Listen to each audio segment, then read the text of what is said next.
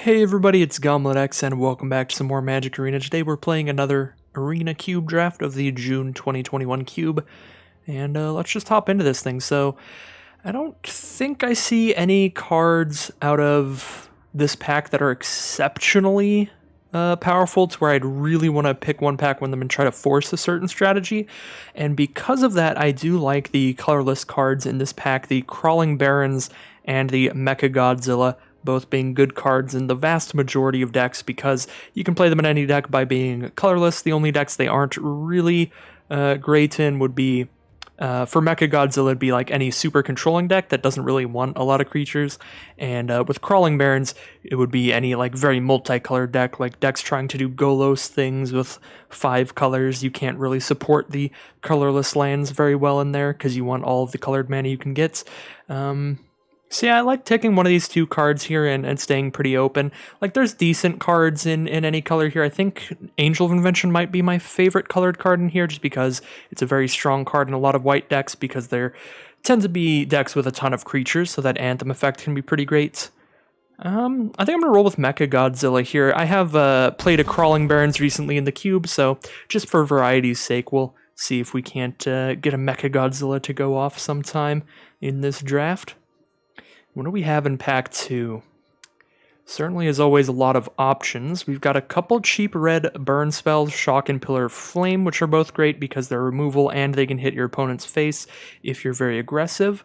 We've got a great white removal spell, Banishing Light, which can exile any non-land permanent.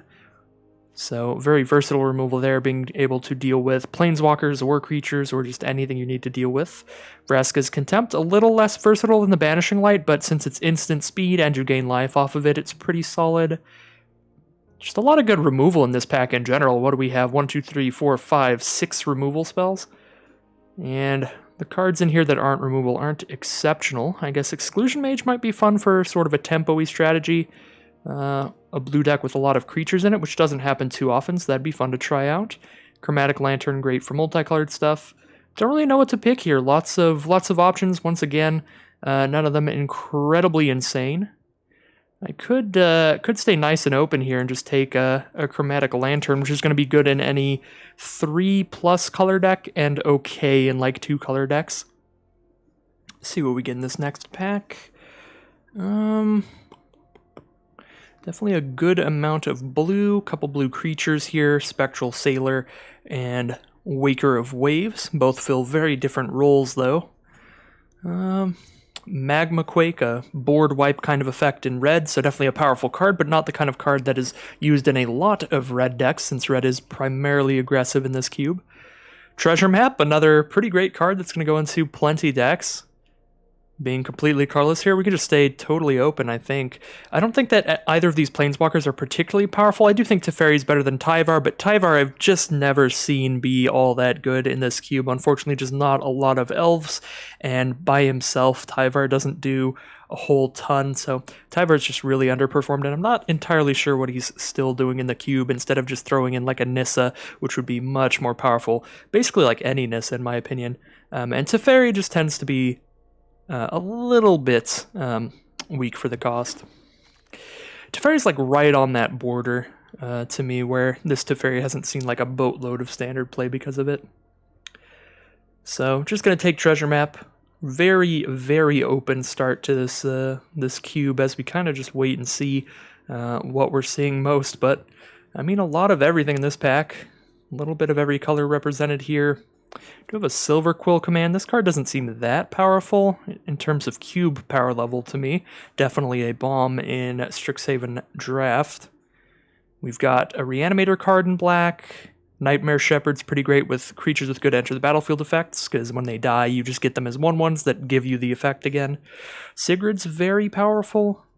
You flash in a 2/2 First Striker protection from gods. If you're really lucky, if you're against a very aggressive deck, you get to exile one of their creatures and first strike away another one. So really good in aggressive matchups. Sarkhan can spit out dragons. Shadow Spear is good in any deck with creatures and is colorless, so I could take that there. Yeah, we're going to take a Shadow Spear. What happens if I play a deck with entirely artifacts here? I do wish that there were a little bit of like artifact tribal synergies. I do really want to draft Modern Horizons 2 for that reason, but I also don't really want to boot up Magic Online. But I know that you can draft like an artifact sort of affinity deck, and I do love me some artifacts. All right, here we are. Finally, pick 5. We have to take a card that isn't colorless unless we take a Sun Petal Grove, but I mean, it's a green-white dual land, so colorless is open to interpretation there. Technically, lands are colorless, but tapping for green or white, obviously designed for those color schemes. Nothing we have works well with Young Pyromancer, but I do think it's a really strong card. Same with like Thassa's Oracle. Is there anything here that works particularly well with what we have? Not really. I mean, just like a Silent Departure, Conclave, Tribunal, decent removal spell here. We do see a good amount of white, but it's pretty weak white, so it's the kind of stuff that would probably wheel this late anyway. I'll scoop up a Conclave Tribunal. You don't need to have the creatures to convoke this for this to be a good card. Just 4 mana, again, just exile any non-land permanent. As long as it's on the battlefield, it's going to be pretty solid removal just for being able to hit any of the problematic cards, including cards like Experimental Frenzy that definitely don't get killed by most removal that can kill creatures. So Thief of Sanity is super strong. Thief of Sanity, I feel like anytime this card goes off, it is just a terrible, terrible time for your opponent because you're digging for the best card out of their top 3 every turn. So not only do you draw a card every time this hits your opponent, you basically scry 3 from their deck and then draw a card, which is just immensely powerful. I think I am going to scoop up that Thief of Sanity here. Experimental Frenzy, really good in those red decks, but nothing we have is going to go into a red deck except maybe Crystalline Giant. So I'm going to scoop up Thief of Sanity, see if we can end up in blue-black here, maybe Esper.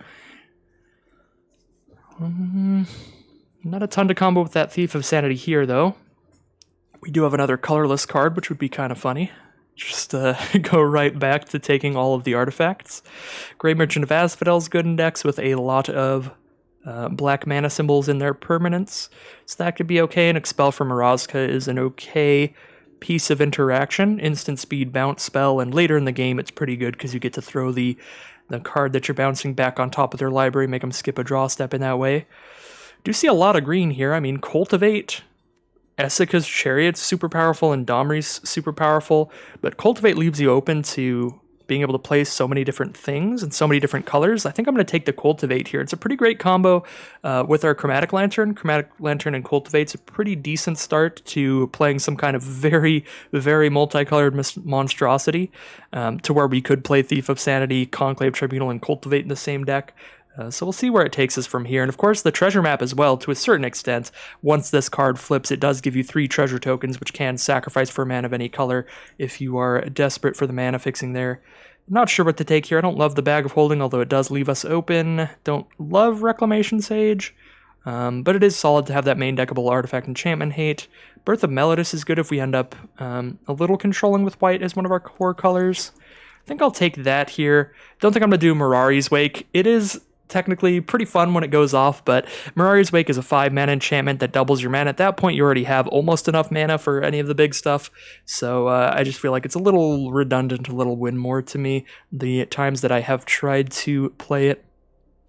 So Johnny wants you to have a lot of creatures, but is going to be powerful if you do. It's not looking like we're ending up in that direction.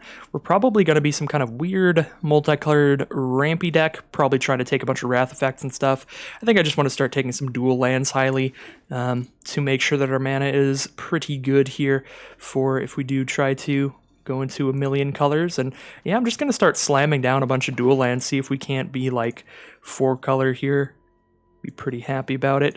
Danto Vanguard is a little tempting here because we're still in a position where we could just like go into green-white and just be like a green-white creatures deck, and then we just take a Danto Vanguard, have a really powerful, aggressive creature, but the green-white deck would also benefit from Temple Garden, and so would a heavily multicolored deck if we end up in that front, so I am going to take the Temple Garden still, but that was definitely an option. Alright, I do like a Voracious Hydra. It is a really powerful card to dump out when you have a ton of mana in the late game, and we are pretty likely to have some green in here and be ramping and grabbing multicolored stuff. So it just makes the most sense with what we have so far. Ranger Vios, Irrigated Farmland. If we want to do that just green-white creatures deck, this is time for Ranger Vios, but I think I'm going to take the Irrigated Farmland. And it just take more cards towards this whatever multicolored mess we come up with here. And Dryad of the Elysian and Grove is going to be great for that, as would Ulvenwald Hydra. Both of these cards being very, very good for decks with a lot of lands, ramping, and stuff like that. Ulvenwald Hydra, of course, can grab any land from your deck when you play it, so it can mana fix you or grab an important land like a Field of the Dead if you manage to draft one. Dryad of the Elysian Grove just lets you play 2 lands per turn and fixes all your mana. All your lands are just all 5 colors. I think I'm going to take Dryad of the Elysian Grove, actually, for this deck here, and we're just going to try going for 5 color, just take the strongest card out of each pack and see what happens here. Definitely going to be a weird time here. I don't tend to draft 5 color very often, but we'll see. We'll see how it goes here. And now I'm probably just going to slam down a Triumph, and there's plenty of duels in here, so if we can wheel any of these duels, I'll be pretty happy with it. And the card quality is not that high in this pack. The strongest card maybe being Pelucranos, and that's only really good if you have a lot of graveyard synergies or just play an aggressive enough deck to where the escape cost gets fueled well. So yeah, nothing in here is really that powerful, so I'm pretty happy to just start slamming these lands. We're going to take the Triumph right now, and then hopefully wheel one of these duels. I guess we could take Branchloft Pathway first, because we have more green and white than any other color, but we already have 2 green-white duels, and I do really like the idea of just being able to splash in anything. Yeah, maybe the Triumph will wheel also. I guess the green-white pathway is the most likely to be the most important land for us. I'm just going to scoop it up here. Now, what do we got? Dragon's Guard Elite can become really big. Do we even have that many instants and sorceries right now, though? I feel like we have a lot of enchantments. Yeah, just 2 instants and sorceries. So we're not really triggering Magecraft for Dragon's Guard Elite. I like the idea of Doomscar here. When we're dirtling around with our mana, dropping like Treasure Map and Chromatic Lantern on the board, casting Cultivate, we're not going to be doing much in the early game. So against these aggressive like mono-red or red-white decks, or white-green, any aggressive deck, really, we're going to have a pretty bad time, so being able to have 1 or 2 Wrath effects in here seems like a pretty good safety valve if we get in those matchups. If we can draw those Wraths, those will definitely help us survive, so I think I'm going to take the Doomscar here. Again, would like these duels. Other than that, what would we be playing here in this like 5-color thing? Maybe like a Dracuzet to ramp into? I'm not sure. We don't have that much ramp, though, so... Alright. Now, what do we have? Gilded Goose seems pretty great here. Gives us a creature to play on turn 1 with 2 toughness, so it blocks little 1-power creatures, which some of the incredibly aggressive decks could be playing. Not a lot of them, though. But it gives us a food token when it comes into play. We can use that for a mana of any color, and we can just sit there and create food later in the game to just sit there and gain life off the Goose. Definitely a card I like quite a bit. There's also Sweltering Suns. Pretty difficult mana cost for us. We don't have any red cards yet, so hitting double red's a little difficult, but it is another Wrath effect, and if we don't hit double red, we can just cycle it away, or if we're against a control deck, we can cycle it away, so the cycling ability helps Sweltering Suns a lot in its playability, but I think I'm still going to go for the Gilded Goose, get that nice mana-fixing Goose at our disposal. And now, what do we got here? Couple duels. Luris isn't going to work out in here. We're going to have permanents that cost 3 or more. We already have Conclave Tribunal, Crystalline Giant, Chromatic Lantern, Thief of Sanity, Dryad. None of those cards are cards I'm particularly willing to cut. So we won't be able to use Luris as a companion, so Luris is not going to be exceptional here. I guess we could bring back like a Gilded Goose, but that's the only card that we have that it would bring back. So yeah, just not a lot going on with the Luris. We've got the duels, Overgrown Tomb and Inspiring Vantage, that would be good. Some just big green creatures that are great. Scavenging Ooze pretty good as well. Kind of want to just take a big green creature here. Just like a Kogla or something, but I could also just take a land. I'm going to take a Kogla here. Make sure that we actually have the big game-ending cards to close things out. And I don't really like this pack at all. I don't think any of this is really for us. Some very aggressive cards. Get 2 Lava Runner, Light Up the Stage, and Embercleave for red. Venerated Loxodon, a very aggressive white card.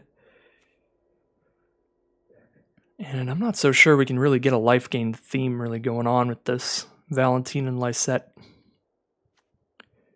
Command the Dreadhorde does take a lot of life to do, but it can be fun. I'm just going to take a Swarm Shambler here. Oh, sorry about that. Ooh, here I'm definitely going to just slam Essica, God of the Tree, and Prismatic Bridge. Both halves of this card are definitely good for a deck trying to be 5-color. The front half can mana fix you, and the back half can absolutely go off. So I'm going to take that Essica here, but Lore Hold Command would be great. Just some really good options on this card, and its instant speed, or the dual lands would be fine. My apologies about the distraction there. Alright, now what? I guess just ramping up with a Wayward Swordtooth seems okay. We're definitely heavier into green than any other color. So it's the easiest card for us to cast, and yeah, none of the other cards are that great. We don't have much interaction for trying to stop our opponent's game plan, so Royal Eruption would be fine here too. But just take a Wayward Swordtooth to see if we don't just dump a bunch of lands out real quick.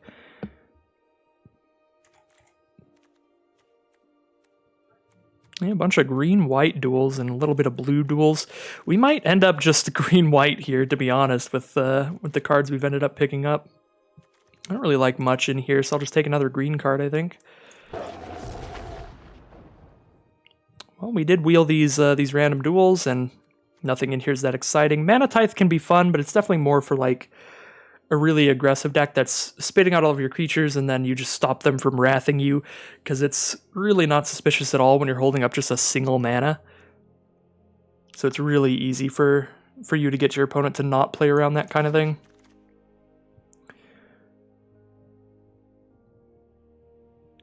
Yeah. None of these are spectacular. Drakuseth is really hard to cast. We're definitely going to have a Dryad or a Chromatic Lantern out to cast a Drakuseth. But, I mean, it's possible. Yeah, Heroic Reinforcements doesn't really work well unless you have a ton of creatures on the board, so I don't really know about this this pack either. I guess just one of the other random cards. Ooh, Scavenging Ooze is really easy here. Scoop that right up. This card is great against aggressive decks because you gain a little bit of life and you have a nice 2-mana blocker that can turn into like a 4/4 or something and block their early plays pretty well. And it's also really good against the graveyard-based decks. Well, yeah, this last pack is really gonna just push us into just green-white at the end here, because we definitely stayed open to being able to do that sort of 5-color stuff. But we just get past several really good cards for just like green-white dropping a bunch of creatures out and going aggro. So if we had jumped onto that strategy more aggressively at the start, I think we'd be in an excellent position here. But as it stands, if we're getting cards like that past so late, we should easily be able to fuel the green-white deck here at the end and push into that strategy. So I really want to take Swords to Plowshares here. It's just one of the best removal spells in the whole cube. If we're going to be aggressive, it sucks a little bit having to give them a bunch of life, but it's still such a great removal spell for only 1 mana, and we're very low on removal. So I do want to take the Swords to Plowshares as much as I love that Fauna Shaman, and there are other good cards here like Gemrazor and Elspeth. Hopefully we can wheel 1 or 2 of those. Both green and white have seemed relatively open, at least as far as we've seen in the last pack, so we should definitely be wheeling one of those. I think Swords to Plowshares is by far the least likely card to wheel. It's just very, very easy to cast and very cheap, so it's super splashable as well. We could try out Riz the Redeemed here. It does seem like a little too slow most of the time I try to play it. It is just a lot of mana to start doing those abilities, but it is a 1-mana 1/1 on curve. Just put that thing out and start attacking. Yeah, Rishkar's Expertise is a little risky, because if you play it with a big creature out and they just kill the creature, then you are really out of luck there. I kind of just like Garruk the best here, honestly. Just spitting out a 3/3 token no matter what. Maybe doing a little bit more with that +1 ability, getting extra damage in. I think Garruk just seems like the most resilient of those threats for sure.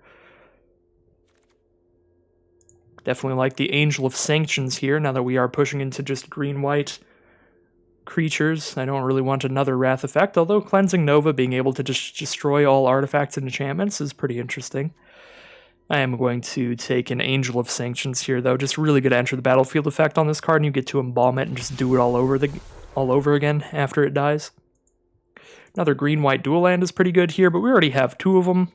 And if we're only 2 colors, our mana should be pretty good, especially when we have Cultivate and Dryad. So we also have Essica, if we keep her in there.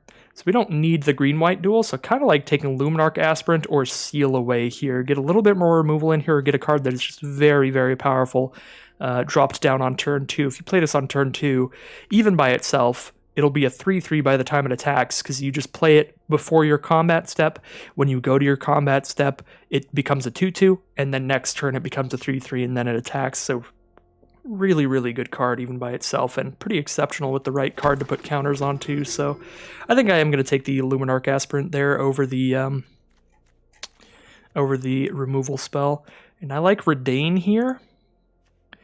Definitely a good card for an aggressive deck. 3 mana for 2/3 Flying Vigilance. And non-creature spells your opponents cast that cost 4 or greater cost 2 more to cast. So it basically makes all of their board wipes more expensive. So really good card to play against a controlling deck if you're getting an aggressive start. So I like Redain a lot here. Paradise Druid, definitely an option as well. We do have some expensive stuff like Kogla, Voracious Hydra later on. So Paradise Druid would help cast that. But I think Redain seems like a pretty powerful creature on curve, to the point where I will take Redain first. And I don't know if I'll be playing any of this. Definitely not an Overwhelming Splendor deck. This is more of the top end for a control deck to really shut your opponent off. Finale of Devastation, again another card. Kind of a lot of mana, so not so sure about that, and we're definitely not an Ondu inversion deck. So I'm thinking about maybe even just taking the red-green pathway just in case we want to splash a little bit of red. Now we'll have a red-green and a red-white pathway. So if we randomly want to splash a red card, we can, like if we wanted to scoop up this Lightning Helix. I think if Seasoned Hallowblade weren't in this pack, now that we took the other red source, we could just scoop a Lightning Helix up here and have a little bit more removal. But the fact that Seasoned Hallowblade is in here, I think we're just going to scoop that up. It's a super fine aggressive threat, comes out on turn 2, gets bashing in, and it's really hard to kill. You just get to discard a card to give it indestructible. Banalish Marshal's good as well, but it is also really hard to cast. So we have cards to help cast it, like Cultivate and Dryad, but they all cost 3 mana, so we're not going to be able to cast that Banalish Marshal on turn 3 ever. It's the kind of card that's going to come out much later in the game. Do I want Charming Prince or Isamaru? I guess it kind of depends how many enter the battlefield effects and stuff I have. I have a few. Mainly just like Resilient Kenra. Yeah, I'll just take a Charming Prince here. Seems a little more fun. Could be really good if we get Charming Prince and Kogla together. That's actually a sick combo. I doubt that'll ever happen. But if we get Kogla the Titanape out, we can spend 2 mana to return our Charming Prince to our hand, and then we can play Charming Prince to exile our Kogla and then bring it back at the end step. And when it comes back at the end step, it fights another card. And then we can just keep doing that once per turn, just having Kogla fight another card, so that's kind of cute. We have God's Willing, and we also have Reese the Redeemed again. Castle Garenbrig, a pretty good card to ramp up. All 3 of these are definitely options. Don't have a lot to ramp into, so I'm not super into the castle. It's between Reese and God's Willing here. I'm going to take God's Willing. Again, I'm just very much not very high on Riz the Redeemed, but if any of you have had success with that card in the past, definitely let me know about it, because it's just always felt too slow to me, but I might be biased there, because I've only played it like 1 time. The green-white duel is back, or the Seal Away. Again, our mana is pretty good. Now we have 3 green-white duels. I am going to take the Seal Away. I think our mana is pretty great here. And I don't think I'll be playing Wolfwillow Haven, because again, not a lot to ramp into. But I don't know if I'll even play Wildest Dreams. Kind of a weird card. I've never used it in the cube. I've never seen anybody use it in the cube, I think. But definitely a big draw spell in the late game. Huge card advantage swing, getting all of your best cards back from your grave later on. Let's see, for 5 mana, you'd get 2 cards back? Yeah, that's kind of really expensive. 3 mana to get 1 card back, 5 mana to get 2, 7 mana to get 3, so on and so forth, 9 mana to get 4. I mean, once you get to like 7 or 9 mana, that's pretty huge, getting your best 3 to 4 cards back, but Again, just very, very high cost on that. All right, so looks like we're actually just going to be Selesnya aggro here. Definitely started full on, staying very open, and then trying to see if we could end up in that 5-color deck. So we got a lot of decent dual lands that we picked quite early on in the first half of this draft, and like Chromatic Lantern and stuff. But definitely green-white just ended up being open. There were definitely some picks we could have made better if we knew the future here, and we knew that green-white was super open. I probably wasn't reading signals super heavily there, trying to stay so open. But if I had noticed how open green and white was earlier, I could have definitely taken cards like Ranger of Eos over the over whatever dual land I took instead. Yeah, I don't remember what I took over Ranger of Eos, but Ranger of Eos would definitely have changed my pick order in the rest of the draft around. That's the 4-mana 3/2 that grabs multiple 1-mana cards from our deck. We do have 2 1-mana creatures anyway, Gilded Goose and Swarm Shambler, but like if we had Ranger of Eos in our deck, then we would have taken that over Charming Prince. That's that 1-mana 2/2 Isamaru, stuff like that. And I think it would have been a pretty solid card in this deck. And I am certain that there were other great green-white cards early on that we were passing up for lands and such. All right, so let's see where we're going here. Definitely think there's some cards that aren't exceptional here. Essica and Skyclave Cleric, not fantastic in this sort of strategy. Dryad of the Elysian Grove and Wayward Swordtooth are a little weird here, especially Wayward Swordtooth. Dryad still makes some sense. It can attack and block the second we play it as a 2/4, which isn't that bad for its mana cost, and it does mana fix us perfectly, so it helps hit like Kogla's mana pretty easily. The double green, double white. Don't love Doomscar here, although we could still play it just in case we're against a more aggressive deck, but I feel like that's pretty unlikely. We get to cut a lot of cards here, which is good. How many humans and non-humans do we have for this fight as one? We can see how powerful of a combat trick this card would be. We've got 4 humans, which means we have 14 non-humans. It's interesting. Might try it out. Let's cut these 3 cards that make very little sense first, and then see what else. Birth of Melodis doesn't make a ton of sense. This is really good in slower decks. We've definitely turned into a deck with a bunch of 2-mana and 3-mana cards, so we are definitely not that slow to where we need this. We don't need the Cultivate either, but it still makes enough sense here. It does help with the Kogla, Angel of Sanction stuff. We've got some things to grab with it. In worst case scenario, it's like a little draw spell, even if it is just drawing lands. It does dig him out of the deck. Get us a couple cards there. I think I'll be taking the Birth of Melodis out. 2 more cards to cut, unless we want to cut some lands. Don't think I'm at that point with these 3 big cards, Angel of Sanctions, Kogla, and Voracious Hydra. And I do think I want to keep them in here, give us some decent top ends. So I think I'll be keeping a 17-land deck here. Maybe Treasure Map. It's going to be a little bit difficult to be dumping mana into this turn after turn, because ideally we're just dropping out all our creatures as soon as we draw them. I definitely really like the Shadow Spear here. Pretty low on removal, so I'm definitely not cutting Conclave Tribunal, Seal Away, or Swords to Plowshares. So maybe one of the 2 between Fight as One or God's Willing, and I'd probably prefer to cut the Fight as One. So cut those 2, and that is our 40-card green-white aggro deck. All right, I'm kind of excited about it. We'll see how this pans out for sure, as always. But I like where we've ended up. I like the look of it, and definitely the deck box is going to say we're 5 colors, because we do have 5 colors of cards in our sideboard there from how the draft started.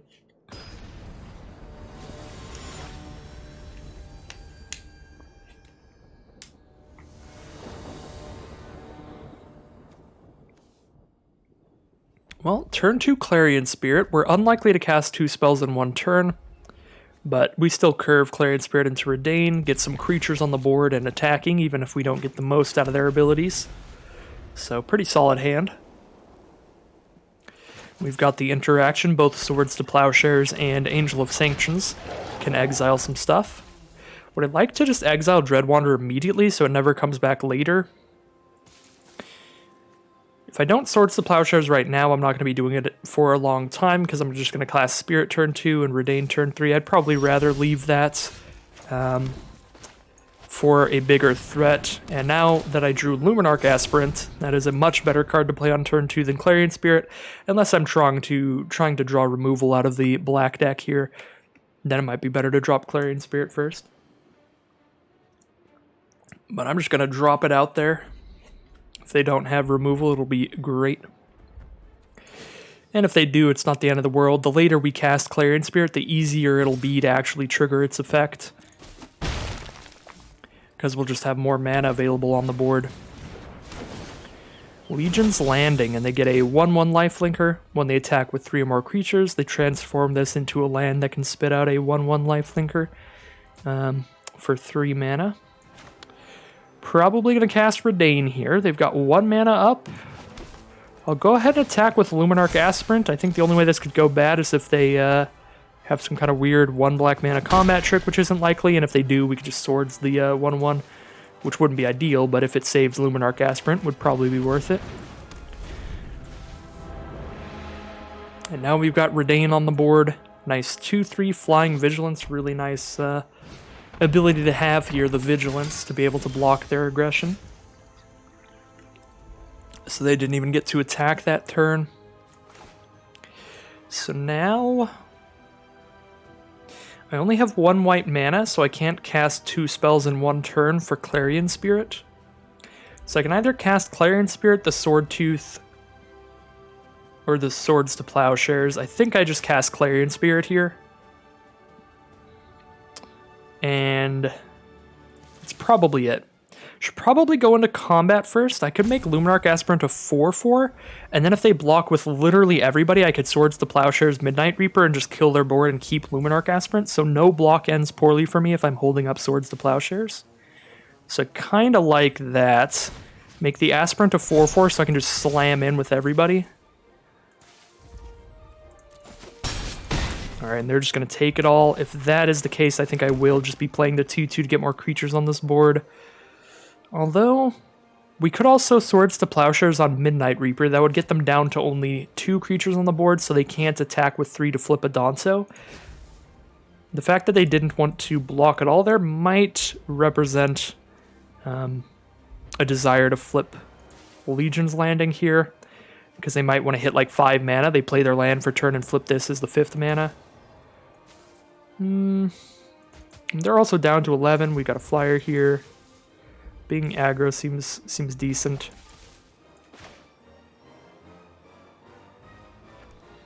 Yeah, I'm just gonna drop the Clarion Spirit here.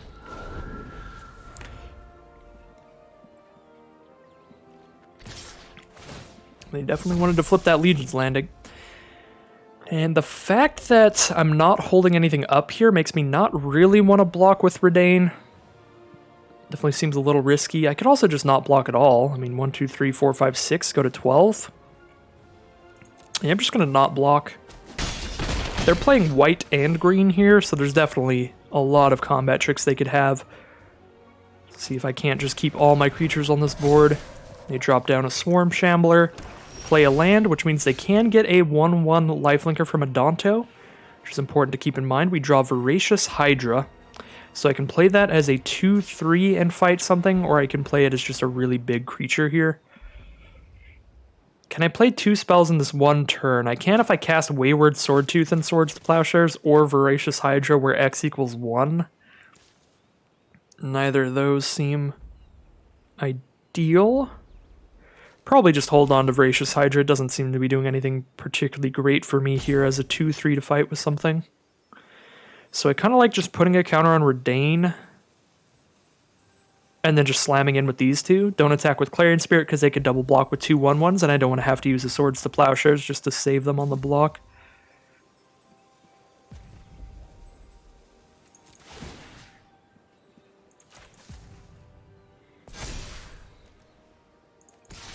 So they probably make a 1/1 lifelinker and just chump block Luminarch Aspirant, would be my guess.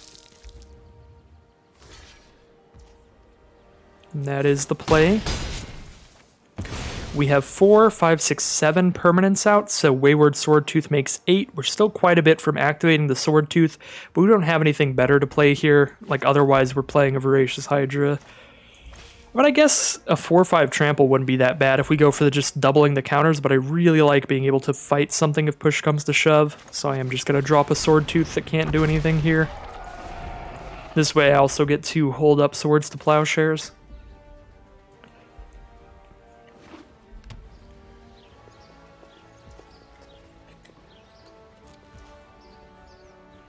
Past the turn, it is. We've got a Seal Away as well now. Well, now probably just poking with Redain until they can kill it, which probably won't be too long. Playing against black and white here, both colors with a lot of removal. Even green at this point has a decent amount, just like fight spells and stuff in the cube.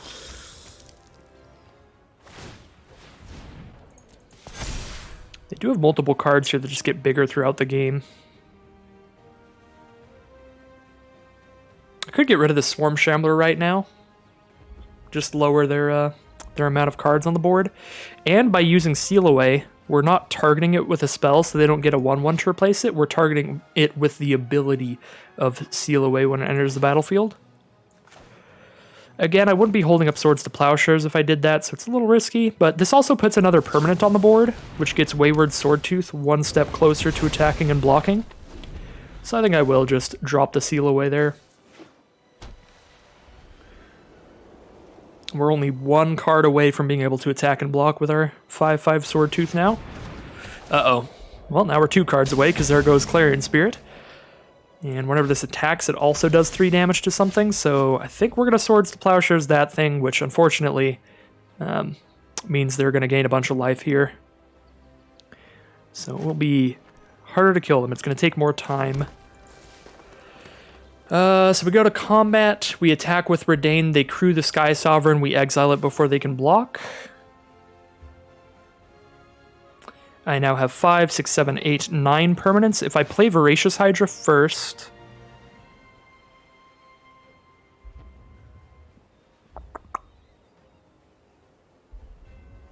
then I can attack with Wayward Swordtooth here as well. Don't think I really want to. I think I'm just going to Swords.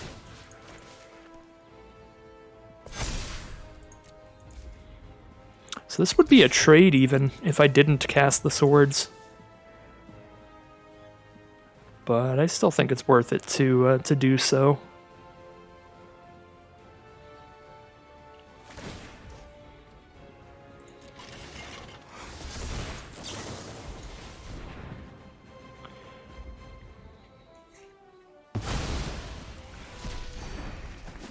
Definitely going to take longer to kill them with Redain now, though. So am I again holding on to the Voracious Hydra to fight something, or am I just playing the 4/5 now? 4/5 trample.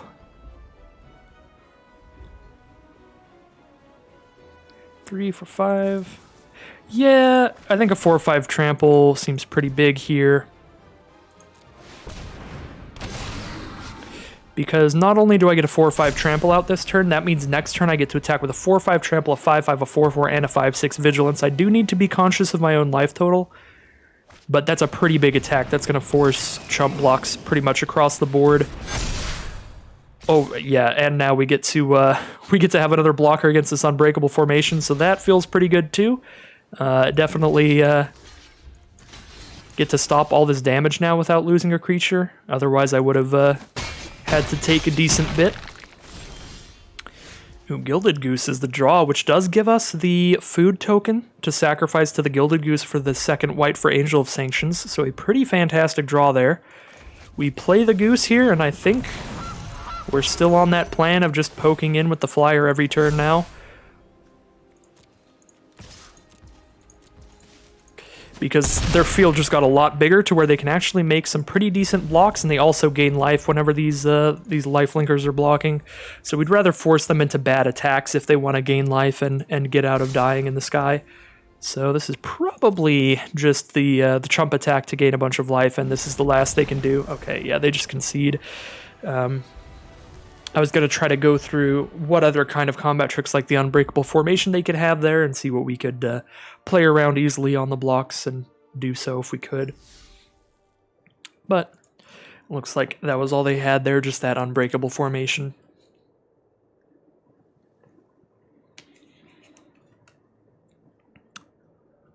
So that'll close that one out. That game was definitely showing off the power of the Luminarch Aspirant. And I've already forgot the angel of the name of the flying angel Valkyrie thing. Redane? Yeah, the power of Redane in that game. Okay, so yeah, it's a definite keep. We have multiple 2-mana creatures to just start dumping out. And we even have the Gods Willing to protect them once. With literal protection.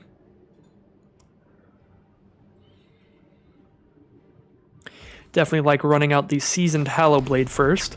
Scavenging Ooze is better later once there's actually cards in the graveyards, and Resilient Kenra has a good enter the battlefield effect to use on another creature on the battlefield, so we definitely want to play the Kenra second, Scavenging Ooze last. Probably not going to play Mentor of the Meek next turn, although I guess I could if I want to start trying to draw cards to keep myself fueled. Yeah, against blue-red here, that's probably a good idea, because they're likely to have a lot of good just tempo plays and interaction with my creatures to slow me down enough and kill a lot of my creatures. So being able to potentially draw some more cards here could be good. And of course, they might just even throw a burn spell at Mentor of the Meek, which is not the end of the world. Maybe I actually wait till I have 4 mana for the Mentor in that case, so I can have God's Willing up to save it. Because Mentor of the Meek seems like it might be one of the more important cards in this matchup. I think in that case, let's play the white source pre-combat, so I can play Resilient Kenra here, giving Seasoned Hallowblade additional power and hold up God's Willing. If there's anything that's like really going to get us here, we can God's Willing. Shock for Resilient Kenra, we're actually fine with that. I'm going to let it through so I can hold on to God's Willing to save Mentor of the Meek later. Yeah, shocking our card that can eternalize later is not that bad for us, so we'll just let that resolve. Bubble Snare to slow us down a good bit here. How bad is that? If we counter this, we hit them for 3 a turn still. They're already down to 15. I think I'll go ahead and actually just cast it here. And we get to scry away a land, so nice scry. The way protection works, we could always wait on the God's Willing to use it later, and then give protection from blue at any time, and it'll actually untap that turn. But if we waited till our next turn, this would still be tapped, and then we'd kill it. So we just do it right now so that we do untap in our untap step. Now, no creatures in grave. Well, there's a Resilient Kenra, but I don't want to exile my own Resilient Kenra, so I don't think Scavenging Ooze is great here. I think we probably just slam in and drop a Mentor of the Meek. And we have triple white in hand, so we'll play Branch Loft on green. Get that second green we need for Kenra, and more green for Scavenging Ooze's ability.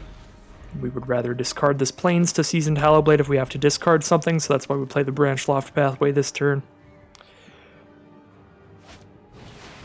Return 2 creatures to their owner's hands.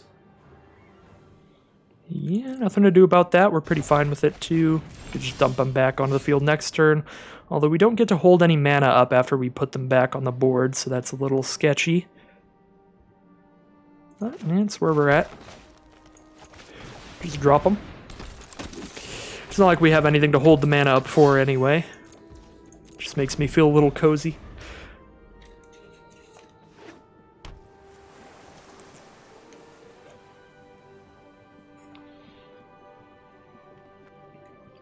We're playing the green source over the white source again for the Scavenging Ooze.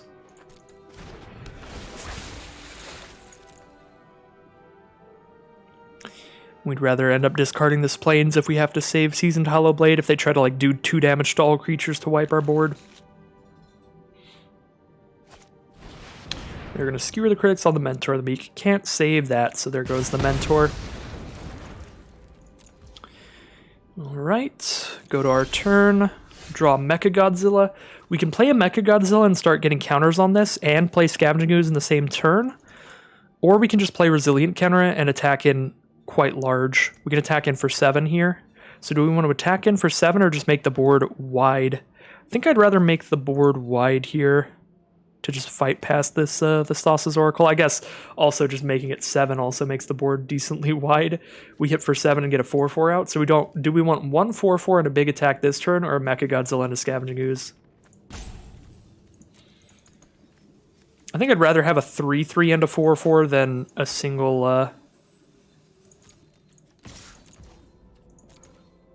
4/4. And I'm willing to trade Thassa's Oracle for a Plains in hand, even though it will stop Scavenging Ooze's ability from going off this turn. And we might not be able to cast Kenra next turn, but I think it's definitely worth the attack. And now we just dump both of these out. And I'm going to hold on to this Plains just in case to save Hollowblade. We could have played it first and then played Scavenging Ooze off of a green and a white instead of the double green here so that we could make Scavenging Ooze 1 bigger this turn. But I also still like playing around the possible, 2 damage to everything or destroy all creatures type thing. Doubt they're playing destroy all creatures in blue-red, but they could definitely have damage to everything. Deal 2 to a target and destroy an artifact. Well, that's unfortunate. Also, I just realized I forgot to play Mechagodzilla pre-combat. You're always supposed to do that because then you get one of those abilities. Probably would have just been, something that didn't matter. But if we got Hexproof here, there was like a 1 in 11 chance that we could have saved Mechagodzilla if we played Mechagodzilla pre-combat. And not playing the land actually made it so we can't make Scavenging Ooze big enough to survive that, so that's actually unfortunate. Definitely looks like in hindsight the land would have been the better play. Scavenging Ooze is the better card than the Hollowblade at this point in the game for sure, so we probably should have just done everything we could to protect that. But most of the red removal is 3 damage spells like Lightning Bolt, Skewer the Critics. Although I guess there is Shock and Prismari Command. It's kind of even 50-50 between 2 damage spells and 3 damage spells.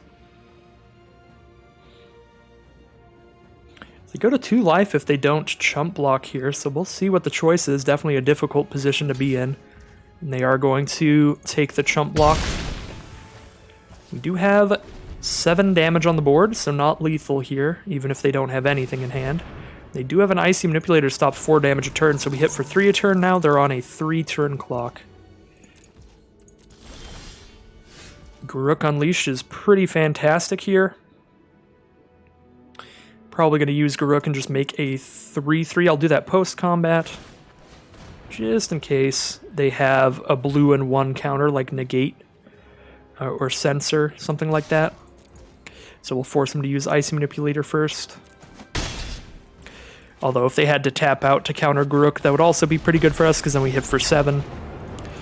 So either way is pretty fine. I've got fun friends.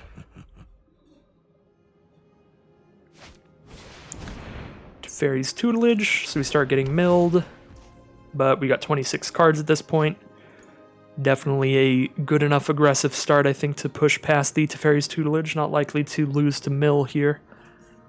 Unless they do get a board wipe like right now.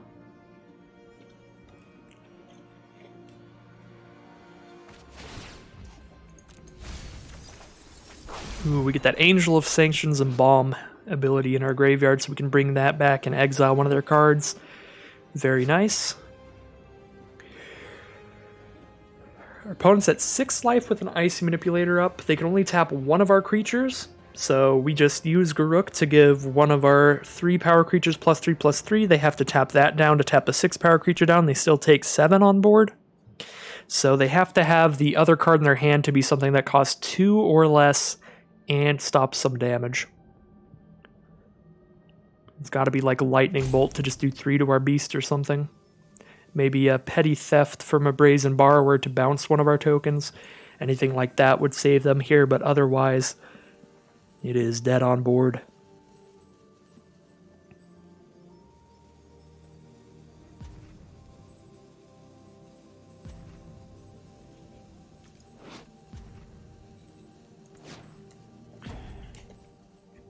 And now that we've gotten actually milled this Angel of Sanctions, even a Wrath effect wouldn't be the end of the world for us. Because we could play Angel of Sanctions, exile the Icy Manipulator, start plussing our Guruk until we can start getting more 3/3s there. Yeah, then we start doing 3 damage in per turn in the sky until they can kill the Angel as well. This may be the AFK concession here.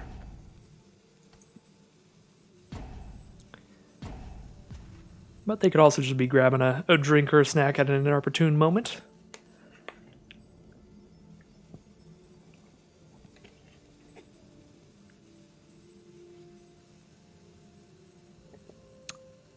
Some form of emergency.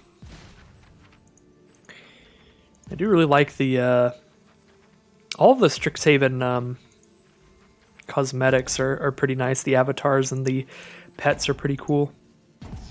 This is the first mastery pass that I actually purchased in quite a while. I did not pick up the call time one. Did they put a stop on my turn?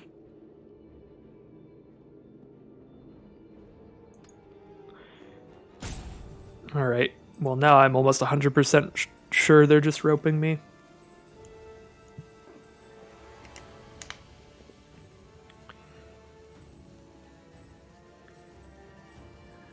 They did the full clock during their turn, and they have a stop set for my upkeep. To pull out the rope again, unfortunately.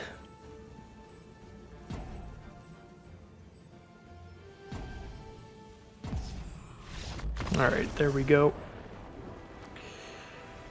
So that is 2 wins and no losses for Selesnya aggro. Pretty great start here. I didn't expect this deck to be that good. I mean, we did end up in a pretty open color pair, but we didn't really hop into it till quite late into the draft, so definitely ended up with a more average-looking deck here, in my opinion. Well, we're doing great so far. Only going to take 1 more win to get an average run out of this, a nice 3-3 run. And we're already at enough wins for me to get 1,000 gold, and I have 3,000 gold right now, so I already have enough wins to play another cube draft right after this, and record another one for you all. So I'm already pretty happy here with this Selesnya deck. So definitely another great opener. This one, definitely the best mana we've had so far. 2 of our duels, very nice. And the Gilded Goose, which is pretty cool. So we're going to keep this. Probably just Forest into Gilded Goose turn 1. Guess we could also just Temple Garden to Gilded Goose. I feel like at some point we might be able to... Nah, I'm going to Temple Garden to the Gilded Goose. I was just considering, when is the next time that I'm going to be able to play a tapped land? Well, 2 tapped lands, because I have a tapped land in hand. It's going to be a little while. Next turn I'm going to play a land, tap the 2 lands and the Goose to play the Dryad, play an additional land, which will be my 1 tapped land, and then the turn after that I'm going to use all 5 mana on an Angel. So... don't really have time to dirtle around with tap lands there, I think. And I am going to play the Dryad over the Redain. Redain, we have seen how good that card is. It's a definite option. But I like playing the Dryad here to get the double land drops to set up for the big plays in the future. And I do need to draw another land to get to 5 mana for that Angel, though. So I think I am going to get rid of this, this God's Willing here. Trying to hit another land, set up that big play like I was saying. Just the very good curve here, potentially. If we don't hit another land, we get to play Redain, which is fine. But certainly not as exciting. We do hit the land to play the Angel, but unfortunately my opponent didn't play anything. Which, if that is the case, we don't really want to play the Angel because it does get to exile something the turn we play it. But hitting the land is still good here because that means we get to cast Redain and make a food token. So we're still pretty fine with this. Just attack for 2 with the Dryad, play Redain, and then pass turn, holding up the ability to make a food token if our opponent doesn't do anything, and holding up a Swords to Plowshares if they play something that needs to be immediately killed. But we're definitely much more likely to kill something with an Angel of Sanctions than a Swords to Plowshares next turn. Because that way we get to put a large flyer on our board as well as kill whatever they've played.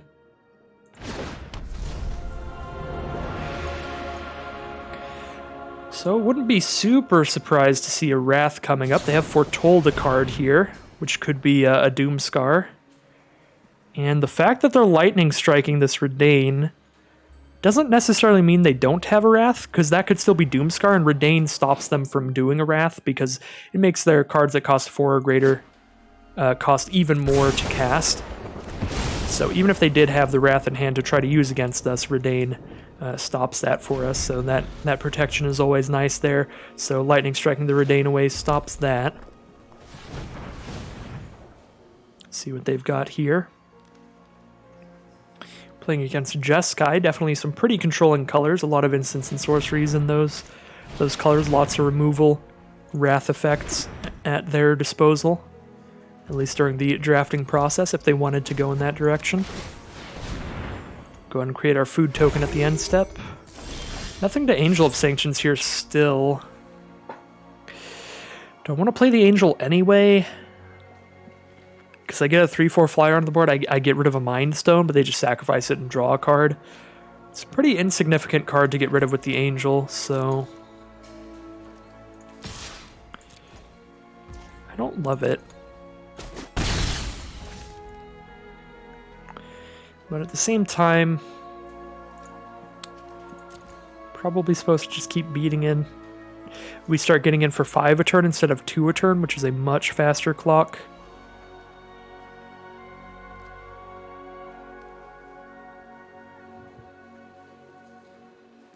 Yeah, against a blue deck, they're likely to have like a ton of card draw and like big late game stuff to do against us.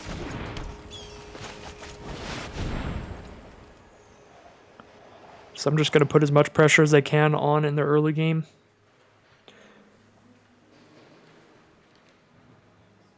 And thanks to the fact that Angel of Sanctions can embalm, we'll still be able to exile something later in the game unless they exile our Angel. So it looks like the Foretold card is a Saw It Coming, is a counterspell here. So we're fine with that. Now we just hold on to the Angel for later to exile something better. Of course, if they don't put anything on the board again, I'll probably just run it back with the Angel. So there's one of those big, powerful draw spells I was talking about. The draw 4, they are back to a 6-card hand here. We're about to get just overwhelmed with card advantage, so we're going to need some big plays here. Definitely like the Mechagodzilla better than the Angel. We could exile the Mind Stone here, but they've already cast the 6-mana spell, and next turn they've drawn 4, so they get to play a land, play a 6-mana spell. We keep them from playing a 7-mana spell by playing the Angel, but I think Mechagodzilla is just a little better here. Because it could get a better effect. We could get Hexproof or something off of it, and that way we get to hold Angel for a bigger threat later if they play some kind of big blocker or any card that like really hinders our plan. Any big Planeswalker as well would be a big target for Angel of Sanctions. Mind Stone certainly not. Giant Killer to kill the Mechagodzilla. Unfortunate we got the +1/+1 counter then. Sad day for Mechagodzilla. And Fibblethip the Lost. Drawing a card. We can get rid of Fibblethip without gaining them any life, because we can make it become the target of Swords to Plowshares, which will shuffle it into their library, but it's also just a 1/1, so that's definitely not worth it. Although I suppose we could Angel of Sanctions it just to get the blocker out of the way, and it'll stay gone forever. Because it'll get shuffled back in instead of temporarily exiled. So we have Resilient Kenra mana, or we have Angel of Sanctions mana, but we don't have both. We get to play one of the 2 cards.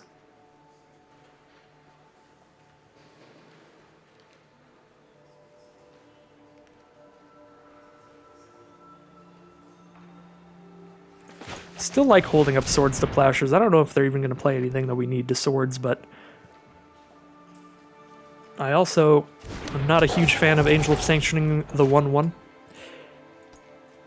The main draw to playing the Angel of Sanctions is getting a big old flyer out on the board.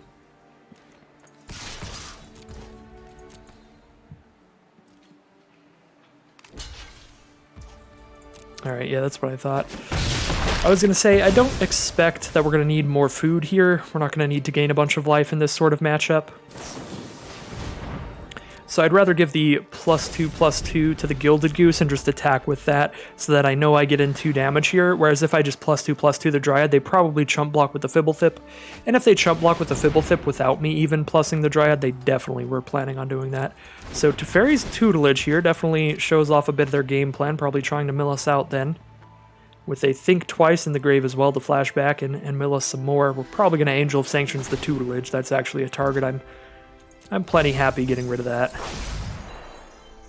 Although they do have 3 mana up, they could counter something here. 4 mana up, 2 of which is blue. Although this is an ability and not a spell, so they can't actually counter that unless they have Disallow, something that specifically counters abilities. So Angel of Sanctions to get rid of Tutelage seems pretty good here. They do play a Giant Killer. Just because that's going to annoy me, I might as well Swords to Plowshares this at that point.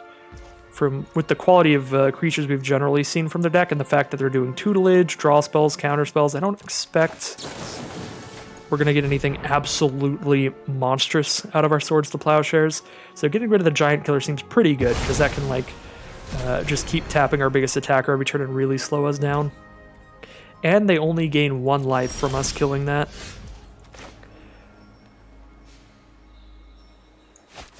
Play the Angel of Sanctions here.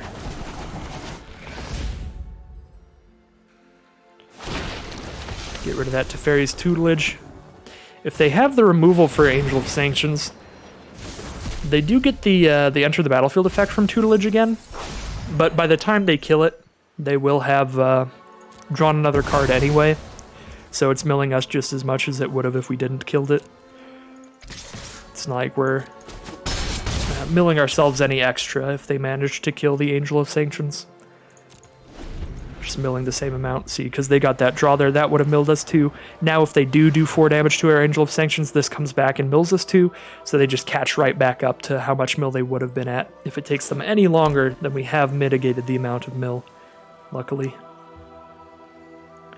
And my train of thought is all over the place today. My apologies, I don't think the commentary has definitely been top tier today. I try to do the good things with brain words, and it doesn't always pan out super well. Not particularly eloquent for sure. So Waker of Waves is a big deal here. Giving all of our creatures -1/-0 and really stopping our attacks on the ground. I think I still want to attack with the Resilient Kenra here. Just so I can get in the grave to Eternalize it, and potentially get in for extra damage in the sky that way. So I'm attacking with the Resilient Counter, just trying to shove it in the graveyard so we can get that Enter the Battlefield effect to give +4. I guess +3/+4 as long as the Waker of Waves is out. To a flying creature. So they can seal away the Angel, get the Teferi's Tutelage back. However, Kenra's still going to be in the graveyard, so we can at least bring Kenra back, give Gilded Goose +3/+0 till end turn, and hit for like 2 there, which is something.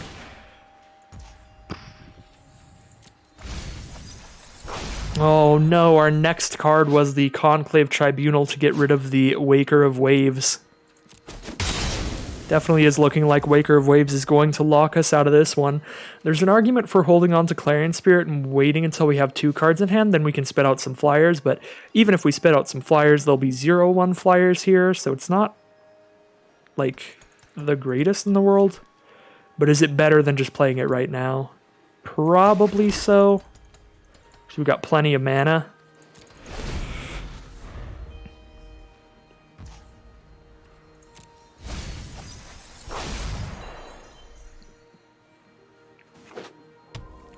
We just really need to kill this Waker of Waves. Field of the Dead with 1, 2, 3, 4, 5 different land names out. Alright, well this isn't going to go off for quite a while, so I think we're okay with that. Not particularly scared of that right now.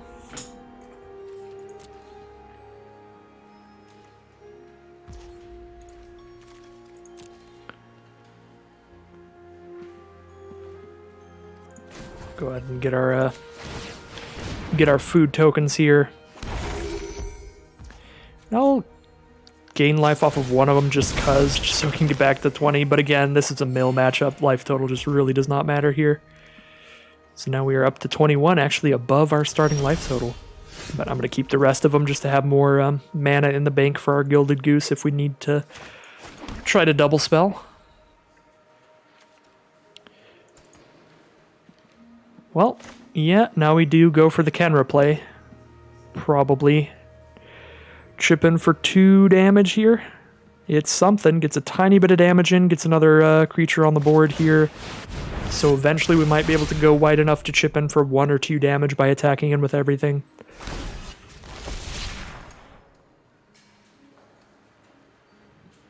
I think it's better than doing nothing this turn. Makes drawing like a Garuk or something a more live draw. Because then we can like give this +3/+3 attack with both, and then they block there, take 3. We actually like chip in for some damage that way.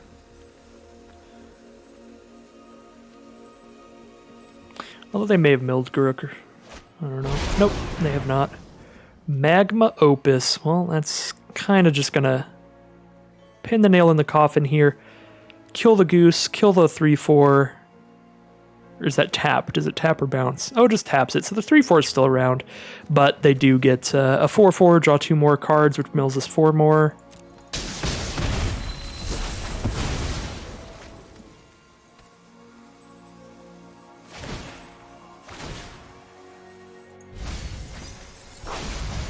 There goes the Seal Away and the Voracious Hydra. I think that means we're pretty much out of removal that could kill the Waker of Waves here.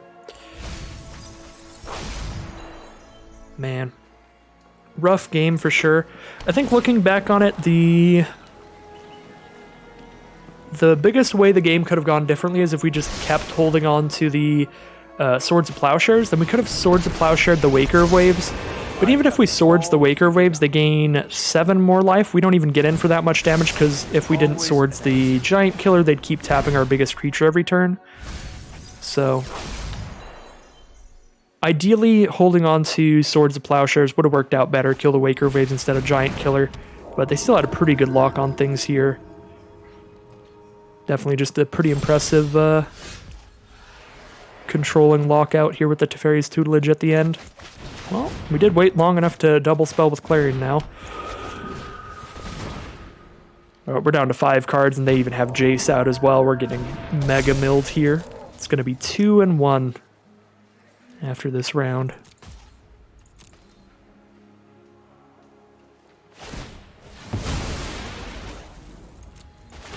And I'm going to scoop them up now, because that is the correct amount of mill. They mill 2 right there, draw a card, mill 2 more. We're down to 1 card in library. They use Jace. And we are down to 0.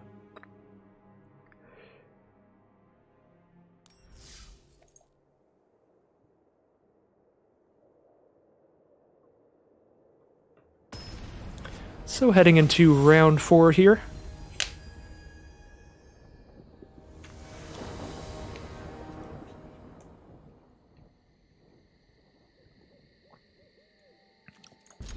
Bit of a risky start. Having the Kogla in hand is the worst part of this hand, needing triple green on one of these cards with no green sources in hand. But we actually have 3 pretty good cards that are all castable even if we don't draw any lands. I guess Conclave Tribunal, we need 1 land for Conclave Tribunal. We can only convoke 1 card for that. But the main part that makes this hand pretty keepable to me is the fact that Charming Prince can scry 2. So ideally we just hit the green sources immediately, scry them to the top. But if we don't, we just dump whatever top 2 cards we have onto the bottom if they're not green sources. So let's see, that's not green sources. We could keep the plains to be able to Conclave Tribunal, but we can already Seal Away. So I'd rather just dig farther for green sources. I technically should have put the land at the very bottom in case we're playing against another mill deck, but probably not. It looks like another green-white deck here. Conclave Mentor will start things off for our opponent.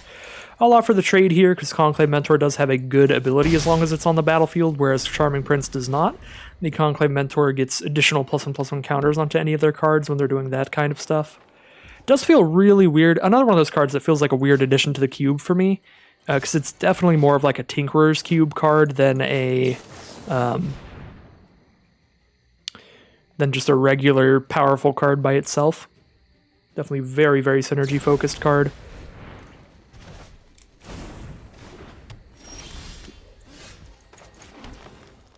Alright, so we played the seal away there to slow our opponent down, just deal with an early threat because we needed to make sure to give us as much time as possible to hit our green source, and luckily we hit it immediately next turn.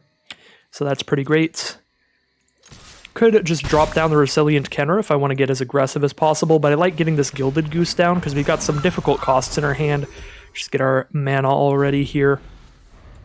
Specifically trying to get to this Kogla as quickly as possible because that's going to be a big swing no matter what happens. And as I said during the draft, potentially, maybe in one of these games we can pull off the insane Kogla plus Charming Prince combo to use each other to bounce each other to fight one creature per turn instead of just one creature the turn it comes into play. So we are only 1 mana away from Kogla to Titan Ape now.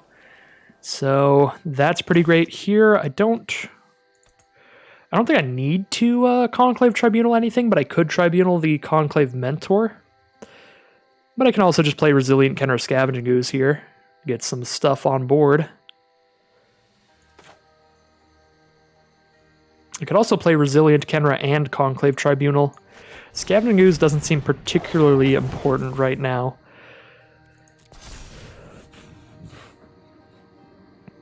If they were willing to Shepherd the Flock the Conclave Mentor, it's probably pretty important to their deck. And it is a good combo with Swarm Shambler. They do get 2 counters onto the Shambler every time they use Conclave Mentor's effect. Yeah, let's actually just Tribunal this Mentor. It seems like it's going to be a big deal. And then we'll Kogla another blocker next turn, and hopefully that means we just get to bash in like crazy. Again, I am using my removal pretty leniently to stay in a very aggressive position here, which, after seeing how that played out last game, is definitely arguably not the right play, but this is a different matchup. We are against another just like green-white aggro-y deck, it looks like. So I think it should work out fine here, but if we get punished for it, definitely earned the punishment. They do have the mana to make Swarm Shambler larger. Unfortunately, we are still that 1 mana away from the Titan Ape. Titan Ape's even better on the board now because when it attacks, it destroys an artifact or enchantment, so it can destroy their vehicle, which is wonderful.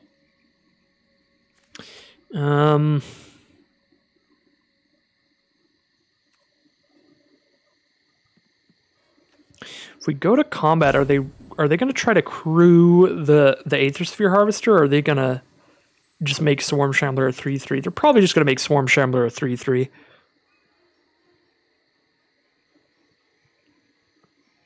And unfortunately for us, they get to choose after we declare attacks. If we could get them to crew Aether Sphere Harvester, then we can kill Swarm Shambler with Voracious Hydra. I guess we could just like chump attack with Resilient Kenra, and either way things happen here, we can kill Swarm Shambler with Voracious Hydra.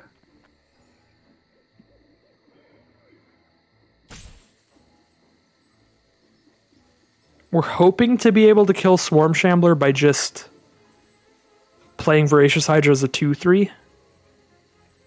That way we can keep the food token around for Kogla. But now if they choose to block and then give +1/+1, we can also just play Voracious Hydra as a 3/4, which would be the best play if we just wanted to play Hydra pre-combat. I don't know if it's worth sacrificing the Kenra for, though, because they're like down to 12. Going wide later seems good. It's probably not worth it. It's probably not worth sacrificing the Kenra and just hoping that they make a play that benefits us.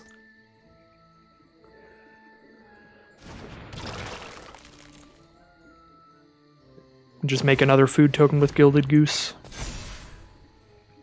And then even if we don't draw the land for Kogla, we know we can Voracious Hydra as a 3/4 and fight something, because we've got the backup food token there.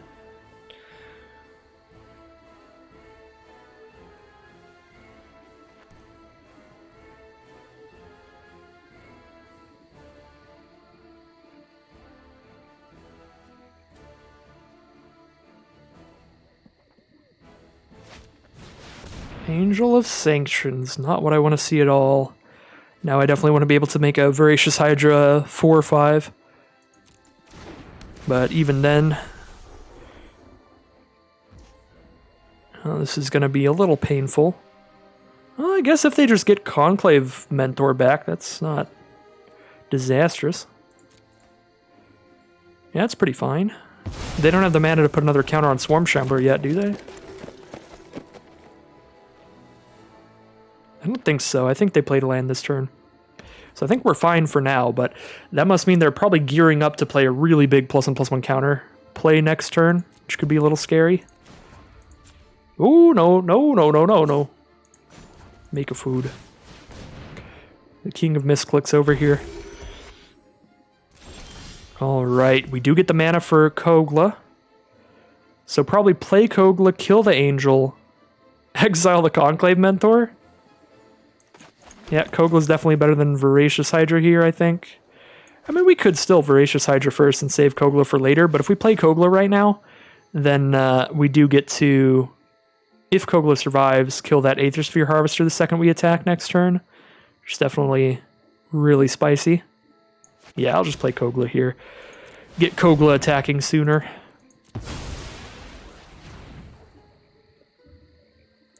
I guess the one unfortunate thing about this is we don't get to leave a green mana up. If we got to leave a green mana up, then we could exile Angel of Sanctions from their graveyard after we fight it.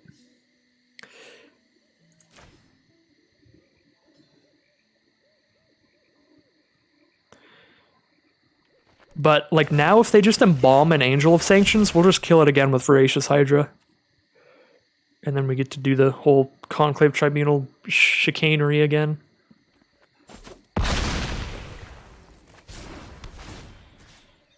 I think I'm actually going to kill Swarm Shambler over Conclave Mentor here, because now even if they get rid of Conclave Tribunal, Swarm Shambler comes back as a 1/1 instead of a 3/3, which is spicy for us.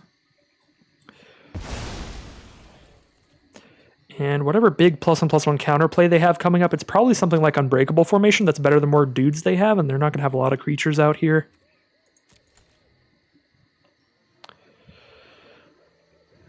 To go like super crazy. Because if they play the Angel of Sanctions, they don't have the mana to do whatever +1/+1 counter thing they're planning. Declaration of Stone to exile the Titan Ape. Sad. We don't get to do Kogla plus Charming Prince combos. That's for sure. And there goes that plan. We also don't get to blow up the Aether Sphere Harvester there, which is also sad. But now we get to exile Angel of Sanctions from the grave because they didn't hit the mana for it, so that's definitely good. We just need to hold 1 mana up to do that. So with 6 mana available, we can only spend 4, or we can only spend 5, or we could spend 4 to play Swarm Shambler and Hydra and exile a thing.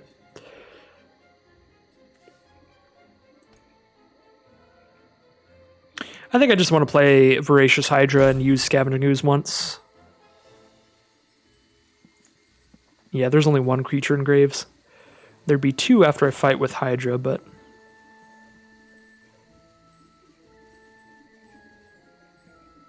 Well... Yeah, I could see X equals 2 here. Do that, and I get to hold up double green for Scavenging Ooze here.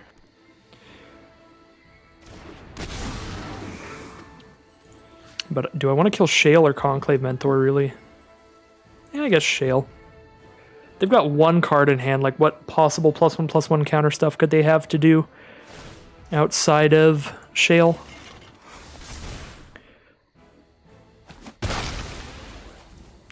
Now I can attack with Scavenging Ooze, make it a 4/4. Guess it's still not big enough to hit past a 3/5, so I can just exile the Angel of Sanctions and pass here.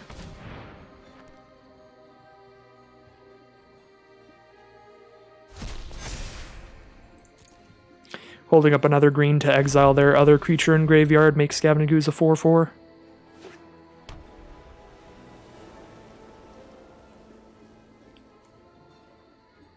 You get to draw a card at some point with the clue they've given me from Declaration in Stone. Elder Gargaroth coming out, pretty explosive effects on that card.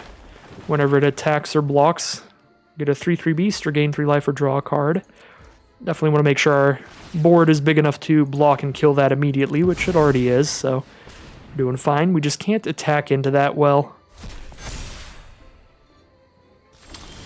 Alright, Luminarch Aspirant. That's going to speed things up real quick here for Scavenging Ooze for sure.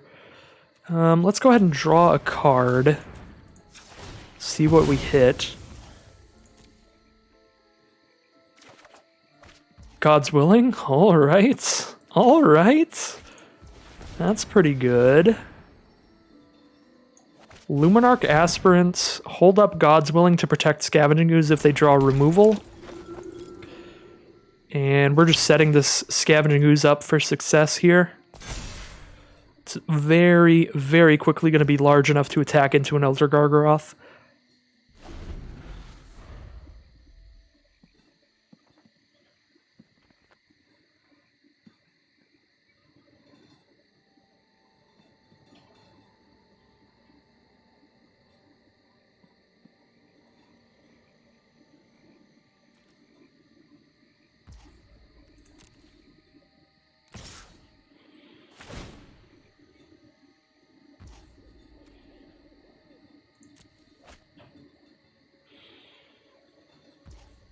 So, I could just do this so that I can hold on to God's Willing on the Scavenging Ooze.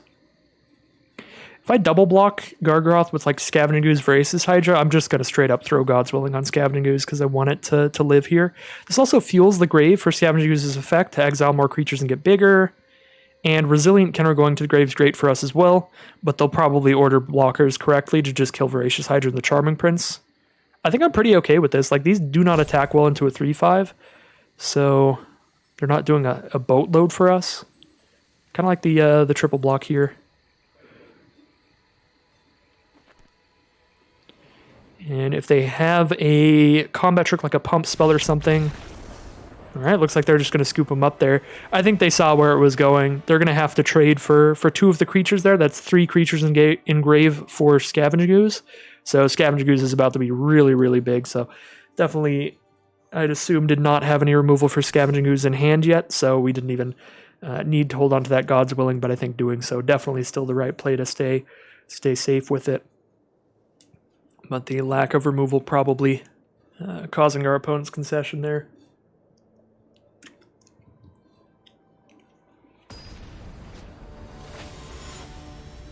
So that game definitely showing up how good Scavenging Ooze is in the mirror matches, just decks with a lot of creatures just fighting each other all the time. It can really take over a game, become way too big for its low entry cost of just a 2-mana 2/2. All right, great aggressive hand. We'll get it started here. I mean, well, two great aggressive creatures, the Wayward Swordtooth and Voracious Hydra, kind of showing up here. These cards just randomly hopped into our deck from somebody's green-red or green-blue ramp deck. It happens, don't worry about it. Definitely drafted the most cohesive strategy here. We have a white aggro deck and a green ramp deck in hand. Actually playing Jumpstart right now. So our opponent is taking some time on the mulligan. Seeing what they've got here. I'm not sure who's on the play, but we'll find out soon enough. I would like it to be me, so I can just jam out a Seasoned Hallowblade and start smacking face.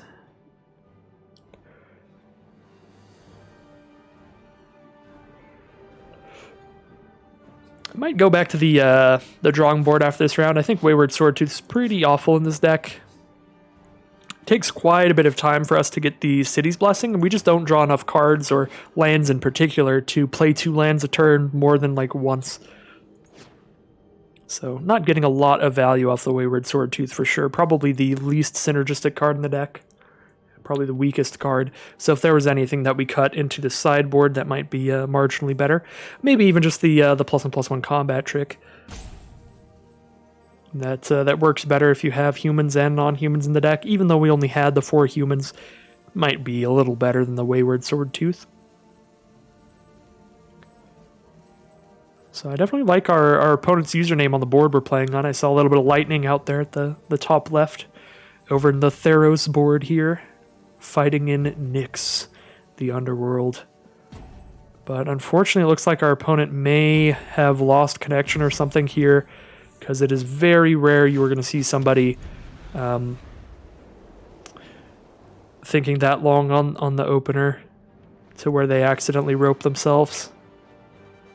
Yeah, this is an unfortunate one. Hopefully our opponent does get back into the game. Maybe some internet issues or something here. Always an unfortunate time to lose due to internet complications or anything like that. I have definitely done that several times before. One of the reasons I don't stream particularly often, just the once a week. Definitely don't stream every time I record. Such as right now, this is only being recorded. Luckily, though, our opponent is back, and they start off with a forest into Ovia Pashiri, or Ovira Pashiri. I don't know. Wish there were like an easily accessible pronunciation guide. At least an easy to find one for all of the every time a set comes out. And maybe there is. I've just like Googled and I didn't find it.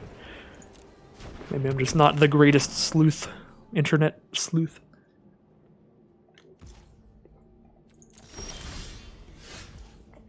Well, I think I'm pretty fine trading a land for either of those two blockers. Alright, so they're just not going to block. We're not going to double spell with Clarion Spirit, but Wayward Swordtooth also isn't going to block. But we could play more lands out that way, make a really big Voracious Hydra pretty soon. We've got 5 mana, so we can make a 3-4 and fight something. Kill that Dragon's Guard Elite before it goes off, hopefully. Kind of like that. I'm going to lean into the Wayward Swordtooth play so we have 5 mana next turn. And play a pretty big Voracious Hydra to fight with, or to just make a 6/7 trampler. Resilient Kenra is the play.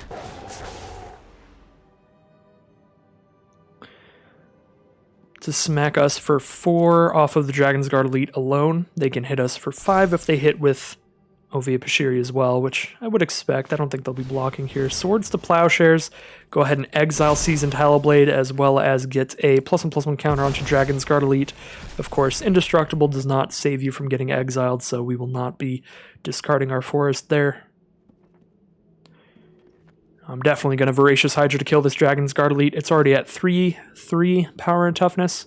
If it gets any bigger, it's going to be a bad time for us. And our opponent might not know Wayward Swordtooth's effect here. I feel like this is just the immediate attack all. If you do, alright, they may have had to read the card or something there. Alright, we do get to double land here, which makes Voracious Hydra actually come out as a 4/5, which is a little bit better, so we'll do it. Make it a little bigger. And we're definitely killing Dragon's Guard Elite. Card is already starting to get a little big. As soon as they hit 6 mana, they don't even need to play instants or sorceries to make it just absolutely go off. Skyclave Apparition is the play that exiles Voracious Hydra. Pretty bad for us because it also... Voracious Hydra's converted mana cost is only 2, or its mana value is only 2. So, because of that, even if we kill Skyclave Apparition, we just get a 2/2 back, so nothing big in return. Alright, and we do get to trigger our Wayward Swordtooth, though, and start slamming in with that, but it also might be worth blocking now that we're at 12.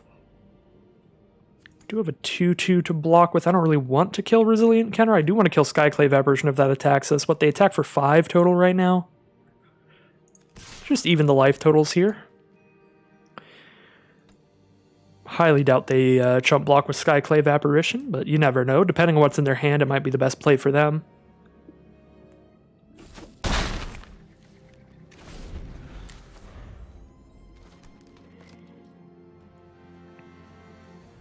Kind of okay trading our Clarion Spirit for the Skyclave Apparition. Our deck does not have a lot of card draw, so we're pretty unlikely to be in a position where we have 2 spells to cast in one turn for quite a while. Unless they Declaration and Stone us, then it's possible.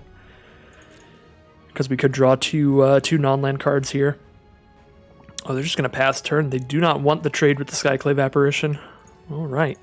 Well, let's draw this card while we've got the mana to do so.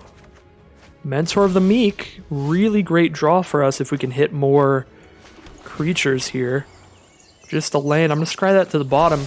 Now here I'm going to do something pretty weird. I think I'm just going to hold on to the Mentor of the Meek, because now with Mentor of the Meek and Clarion Spirit, getting 2 spells cast in one turn is incredibly powerful for us, because if we can drop down Mentor of the Meek, cast another spell, and that guarantees us a creature to draw a card off of with Mentor of the Meek's ability.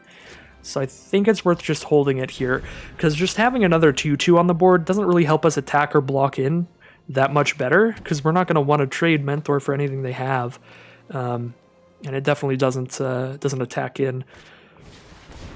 They've got plenty on board there. They could Charming Prince on the Skyclave Apparition, give us a 2/2 and get rid of Clarion Spirit here. I would not like that at all, because then Mentor of the Meek definitely doesn't go off. Looks like they go for the Scry too, trying to hit lands there, I'm guessing. They're only at 4 mana still. I think we took all the lands out of their deck here. So we do have Angel of Sanctions we got. That costs 8 mana, 4, 5, 6, 7, 8, 9. We do have 9 mana. We have exactly enough to play Mentor of the Meek, then cast Angel of Sanctions. And when we cast Angel of Sanctions, that means that we spit out a 1/1 because it's our second spell. And since we have Mentor of the Meek on the field, we can spend the 1 mana to draw a card as well. What do we want to Angel of Sanctions, though? If we Angel of Sanctions Skyclave Apparition, we get another creature on the board, so that's pretty good. But if we Angel of Sanctions Resilient Kenra, it won't be coming back from the grave. I think it's probably one of these two. Probably supposed to just choose Skyclave Apparition. The one thing that I don't like about doing that is when we Angel the Skyclave Apparition, we do get a 2/2 token, which we could have drawn a card off of with Mentor of the Meek if we had 1 more mana too, so it does feel a little bad. Could have drawn 1 more card there, and that would have been nice. But now we're definitely just attacking with a bunch of flyers. If they can't kill our Mentor of the Meek, we're in a really good spot, because now we've drawn into a Resilient Kenra to draw a card off of, and hopefully we just keep running out power 2 or less creatures and drawing cards off of them. Really nice draw spell. And of course, my deck proving me wrong. I was like, we don't really have any card draw in the deck, and then we did draw our most powerful card draw engine in the whole deck, the Mentor of the Meek. I think that's pretty much the only one, though. Yep, that's like our 1 card draw card. So really, really happy to draw that alongside the Clarion Spirit here. That is a great time. So our opponent's definitely on like a blink deck. They're all about bouncing their stuff, putting it back onto the field, with Yorion and Charming Prince here, both allowing them to blink something. So that's pretty good. Yorion is also a flying blocker, so we can't just keep getting in there with our flyers. That's not going to get us there. But hopefully drawing enough cards off of Mentor of the Meek will. Resilient Kenra can give +2/+2 here. We can attack with a 4/5 Angel of Sanctions, so they can't kill the Angel. That way we could attack with the Angel and our 1/1s, and they have to take some damage there. They just block the Angel, take 2. And we can do that without losing the Angel. Yeah, it seems fine to me, because we want to draw the card off Resilient Kenra anyway. But it's also not the end of the world if they do kill the Angel, because then we get to kill another thing. Charming Prince, really good with Mentor of the Meek on the field. And it also gives us another card draw, or another spirit from Clarion Spirit.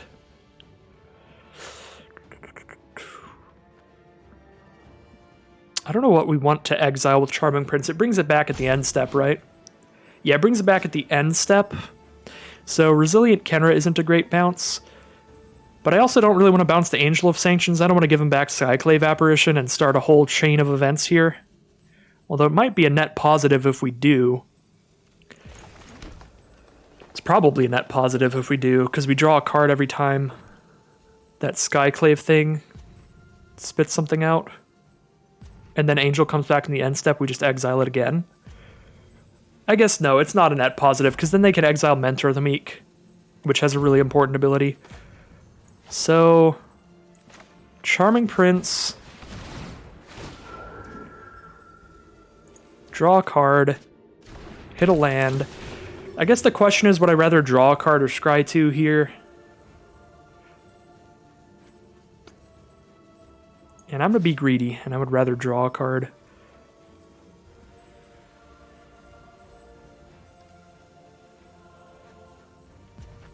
Just bounce the Clarion Spirit, I don't know, why not? Anything with power 2 or less there.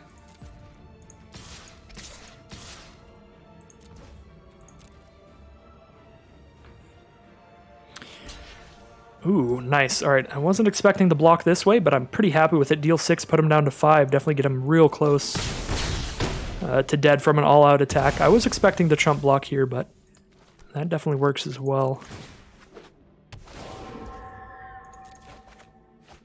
Scavenging Ooze is the draw. Really nice. Really, really nice here. I guess there's not really much creatures in grave. There's a Dragon's Guard Elite. That's about it. But still, another 2 powerless creature for Mentor the Meek. This game is entirely Mentor the Meek's game. And that card has just absolutely gone off. Alright, the pass turn there. Conclave Tribunal's the draw to get rid of their 1 flyer. Won't just go for it here. That might lead into the concession. We've got 5 power flyers right now. That could end it. I think the only way we could really lose here is if they have a lot of removal in hand. They only have 2 cards, so Settle the Wreckage would be the biggest spell. So I guess we play around Settle the Wreckage a little bit. But other than that, we kind of go all out so that we can still kill them past a removal spell. Because like if I just attack with these, if they have 1 removal spell for Angel of Sanctions, then they survive. So I think I attack with everything that isn't really important, and the really important ones are Mentor and Clarion Spirit. Just attack with all that. Now they have to make a bunch of trades and stuff too, no matter what happens, which makes Scavenging Ooze an even better play later. They do have the cast out for Angel of Sanctions. I think that will still allow them to survive here. I think that is enough. Just killing Angel of Sanctions, because they get back Skyclave Apparition, which kills another card. Oh, they choose Conclave Tribunal. Interesting. Okay.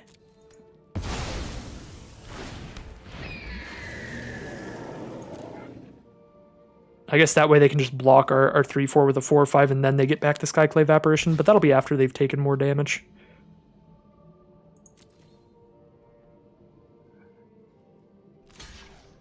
So they don't get to exile something during the damage step here. Or during the combat step, I should say. I like the 1-for-1 trade, Resilient Kenner for Resilient Kenner. That I'm pretty happy with that. That's great. And Charming Prince for Charming Prince. Very cool. Alright, we're doing 4 damage here. Put him to 1 life. Skyclave Apparition going to kill the Mentor of the Meek before we can play any more creatures here, unfortunately. So we won't be drawing cards all over the place anymore, but we can still play Scavenging Ooze, get rid of their Resilient Kenra, and have a real big threat there. Although if we do that, then we don't get to play one of these this turn.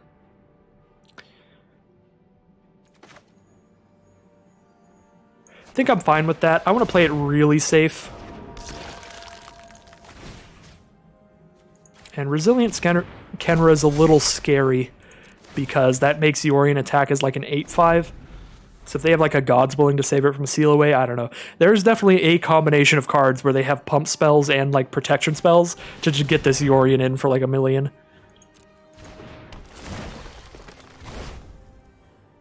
Well, I guess they don't have the mana to do Resilient Kenra and a bunch of pump spells. But I do also like holding the Angel of Sanctions for next turn, because then we can exile whatever we need to get out of the way for blocks, and same with Resilient Kenner, then we can buff whatever we want for attacks. So both of these have good enter the battlefield effects to do like pre-combat. So that's another decent reason for just dumping out Scavenging Ooze first and holding the Seal Away, playing it really safe there. Gain more life, make it even bigger. They do not have the mana for Settle the Wreckage, so now we will just go in for that all-out attack. That should close things out. Almost guaranteed.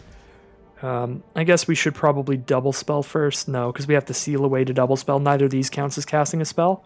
So we'll play Luminarch Aspirant to get more counters on our stuff when we go to combat.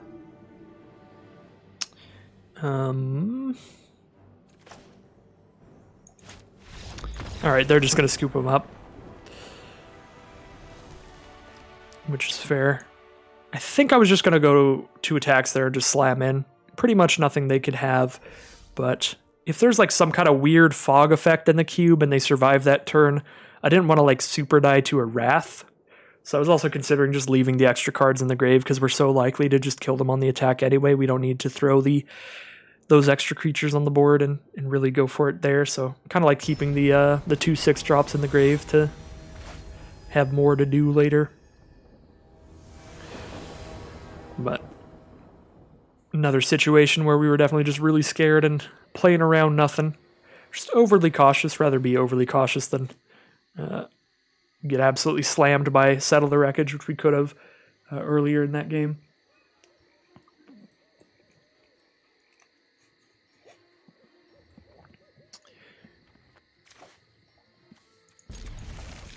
Another pretty great hand. Great mana here. We don't get to start dropping out creatures till turn 3, so it's definitely a bit slow, although Gilded Goose is going to change that right around. Now we Gilded Goose turn 1, Mentor the Meek turn 2. That'll speed things right up. We just drew the nitrous right there.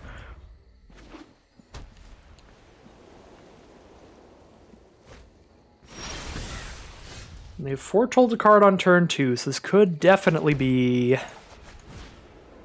a Doomscar. That would be the worst card for them to have for us, but we also only have 2 creatures in our hand, 2 creatures on the field, so at worst it's a 2 for 1. So not the end of the world. Next turn I think I'm just going to play a Shadow Spear and start slamming in for 3.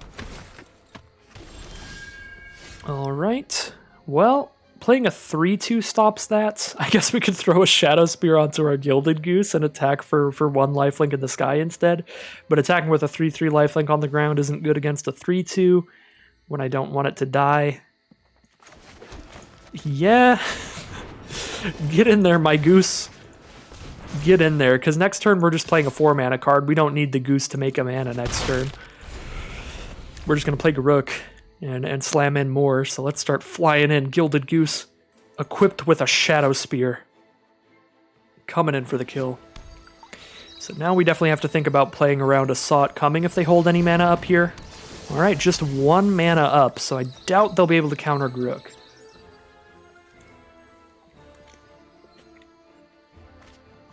So I do like just running the Garruk out, maybe even using the plus ability to give our goose even more power. Just a big goose attack. Big goose energy today. Although a 3/3 is pretty good here too, a 3/3 to block this stuff. Probably a little safer play. Alright, as much as I love the big goose energy, we're going to play a 3/3. And we'll go for that next turn. We'll definitely go for it next turn. Unfortunately for you, they're quite hungry. Now that I have a pretty good Planeswalker out to protect, I'm also going to just not get in for the 1 damage. I'll hold the goose for blocks here for a turn.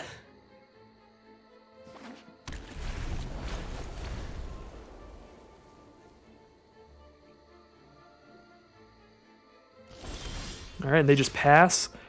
So I do like just getting a Scry off here. Do have a Dryad of the Elysian Grove to play, but we also get to hold up Seal Away, so Garruk's pretty safe here. Definitely not going to minus Garruk just to save just to get another 3/3 out right now.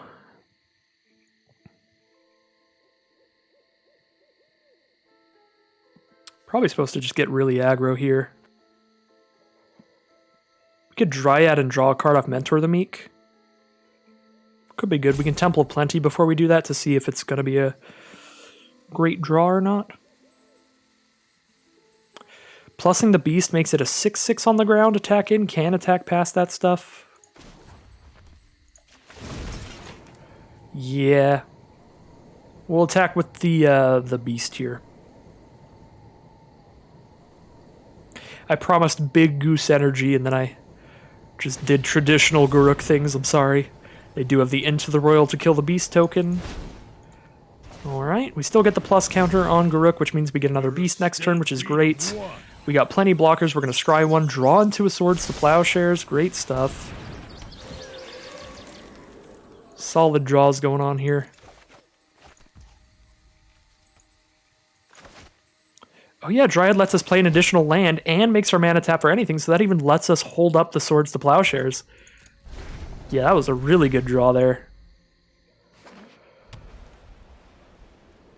I could definitely see if that is a Doomscar, it just coming out now. Get the 3 of our creatures for 2 of theirs.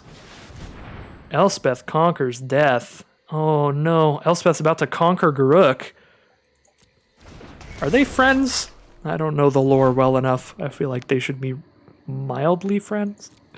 I don't think they know each other that well. I don't know. Either way, definitely a sad time for Garruk. Getting absolutely conquered. And yeah, let's just gotta move things on here. We could Swords Champion of Wits. Get one of those blockers off the board. Dryad gets to start attacking in then. It also stops it from ever eternalizing and drawing them more cards. We can hold a seal away for the next big threat. Seems okay. But I can already just attack with Dryad and leave the champion on board for now, so I'll probably save it and be a little extra safe about it before. We definitely had some problems in the past. Getting a little excited about throwing our removal at everything. Alright, but yeah, Dryad's still extra safe attacker here. Like, if they do the double block here, we can just get the 2 for 1 with the swords. Alright, and then I will just cast the swords.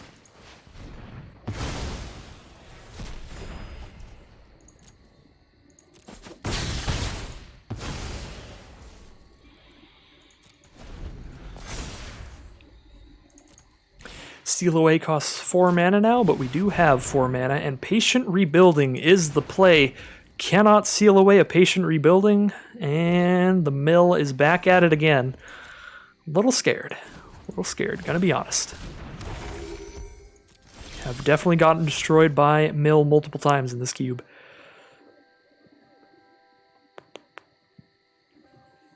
I think we just attack with the Dryad. If we equip the Shadow Spear to the Mentor the Meek, we get to attack with Mentor the Meek and the Dryad. We still hit for 3 every turn, but then their 2/3 just blocks our 2/4, so we've just tapped our 2/4 for fun. Whereas we could leave the Mentor untapped and get in for just as much damage. I guess the only way that works is any turn they want to chump block, we still get damage in by doing that. Might be worth it. They're about to bring a thing back from a grave. Is there anything good? They get our Garruk back? No, they exiled it. There's nothing in grave for Elspeth Conquers Death. So we actually don't want to attack here, because if we attack, they bring Illyrios back? Yeah, a creature planeswalker from their graveyard to the battlefield. So just don't kill Illyrios. Alright. I'm gonna not kill Illyrios. Ooh, Angel of Sanctions is a real nice mill for us. Oh, I got friends. Time to go busy mode. Didn't even notice. Just in case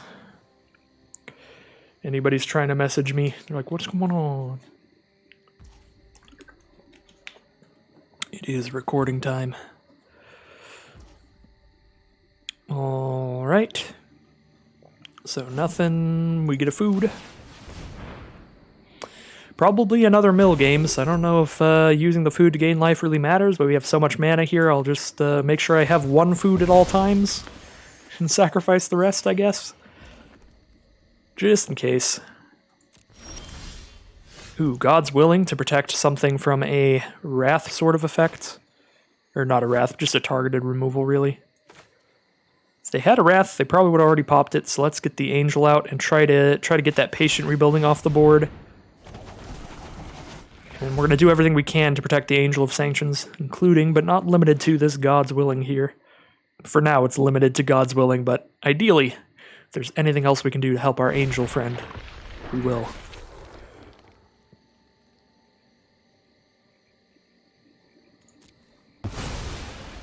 Alright, cool.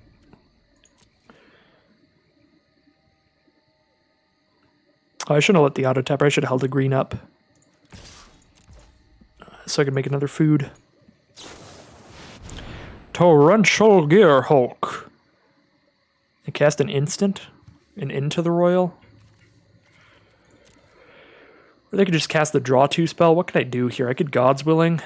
to make sure that the Dryad doesn't die, but the Dryad doesn't really matter that much. Mainly just the Angel of Sanctions. Yeah, they go for the Into the Royal and the Angel of Sanctions because they kill it with that card. And then we just say no thanks. Scry away a land. But they do get to kill our Dryad, but that's not too bad.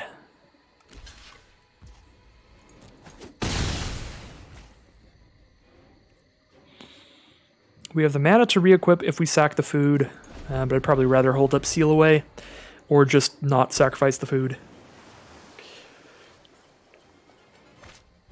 Lay Claim. Patient Rebuilding's still gone, so it's not the end of the world, but now we actually do have to worry about getting beaten down. It has turned into a life-based matchup. Huh. Yeah, we're kind of just fighting now. Do I seal away Torrential Gear Hulk? I don't really like sealing away the Gear Hulk because then if they ever kill the seal away, Gear Hulk gets to grab another instant. So maybe I hold the seal away to kill the Angel of Sanctions, but if I kill the Angel of Sanctions, then they get the Patient Rebuilding back. Either of these things, it's gotta be bad if they pop seal away. So I suppose we get rid of that Gear Hulk. Just right out of the way right now.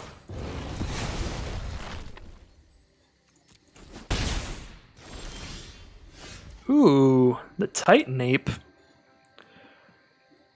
I can play that and fight Angel of Sanctions. They do get Patient Rebuilding back, which is not good, but we still have 20 cards, and if Kogla survives, which we can make Kogla indestructible, but we can't make Kogla survive an exile spell. Yeah, I kind of like that, because if Kogla survives, then attacking with Kogla just kills the Patient Rebuilding they just got, and this also lets me attack this turn. Yeah, we'll go for it. Get your Patient Rebuilding back. And then I will kill it with Kogla. Probably. And I have to hold my 2 mana up here rather than getting lifelink, because by holding the 2 mana up, I can use Kogla's 2 mana ability to return my Mentor the Meek to my hand to give Kogla indestructible this turn. If they have destroy-based removal, like a board wipe or a giant killer, any of that, it's exile-based removal. Sad. Yep, that just happens. They choose the seal away. Because that means they get Torrential Gear Hulk back, and then they draw 2.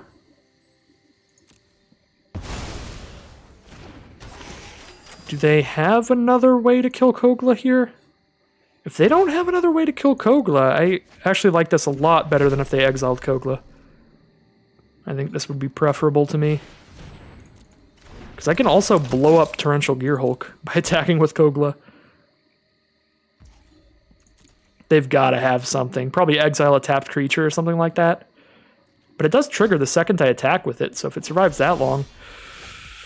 Alright, drawn to Redain. Or Valkmira, Protector's Shield. Make everything they target us cost 1 more to cast, but they have plenty of mana. It's probably better to just get the 2/3 Flying Vigilance out. For now, I want to equip the Shadow Spear to Kogla and attack.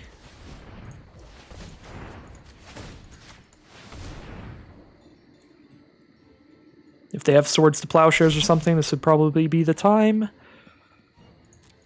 Let's see what happens to my friend, the Titan Ape.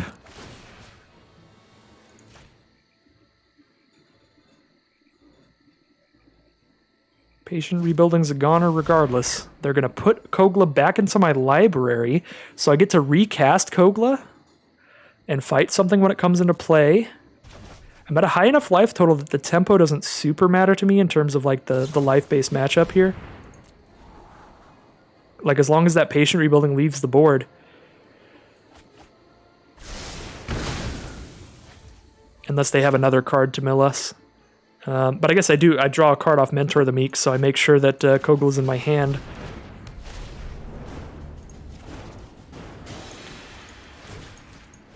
Alright, Kogla's back in my hand. I'm at 28, so I can take the beating from Torrential Gearhulk. We can play it again, fight something when it comes into play, and then destroy Torrential Gearhulk when it attacks.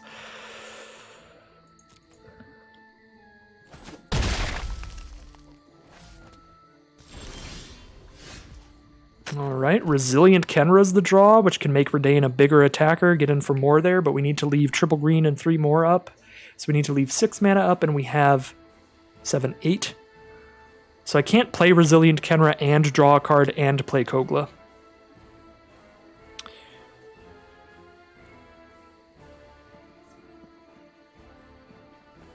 I think I would rather just play the Kogla, just drop it down right now. If it doesn't get countered, we kill Skyclave Apparition and draw a card off Mentor the Meek that way, getting a 2/2. I guess we should attack first if the plan is to Kogla. Because we're not going to be attacking with anybody on the ground, even if we kill more things on the ground.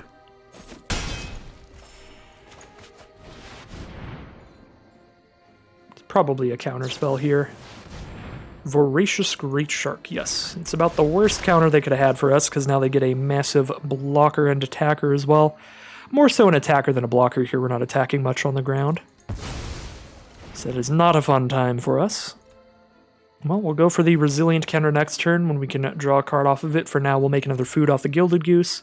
Shadow Spear's helping us a lot with this life gain.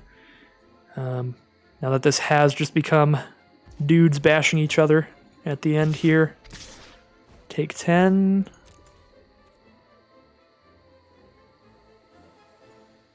Yeah, no great blocks. Go to 16.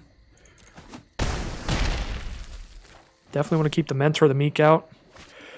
They actually have less cards than we do here. Oh, Mengar the Diplomat. If we play 2 spells in a turn, they draw a card, and if we attack with 2 or more creatures, they draw a card. So, unless we're specifically really trying to mill them, we probably shouldn't do either of those things, because if they just get a little bit of card advantage every turn, it's going to be pretty bad for us. But if they're down to like 3 cards, we might purposefully try to do that. Okay, draw land. So we go Resilient Kenra, buff Redain, and draw a card there.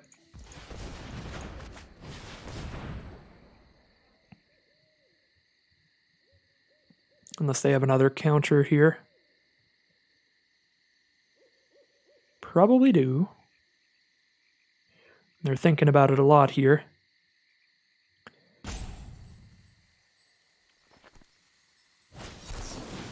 Yep, just straight up counter it. Well, we can bring back the 4/4 version then instead. Which doesn't even count as casting a spell. So it doesn't trigger Mangara. So then we just attack like crazy with Redain if they can't kill Redain.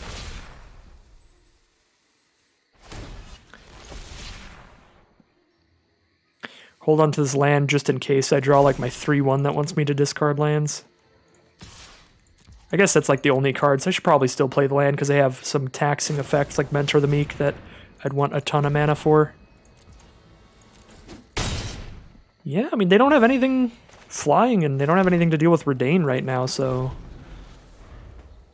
They're on a 4-turn clock. We hit them for 3 each turn.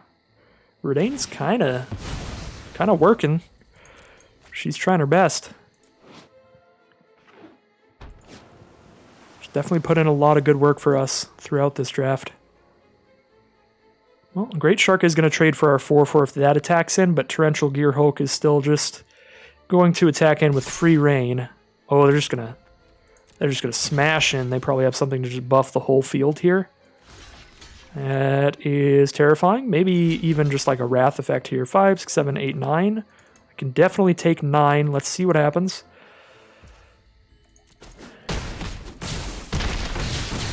Could just be the Wrath effect after this attack. We do draw a card thanks to killing the Exiler card. I forgot what it's called. Skyclave Apparition. Alright, they are destroying all non-giant creatures, so very glad we drew a card in that interaction. And now we'll just play the biggest Scavenging Ooze the world has ever seen. Not actually, but a pretty big Scavenging Ooze. We go green 1. And we just go ham. We just rip their graveyard to pieces.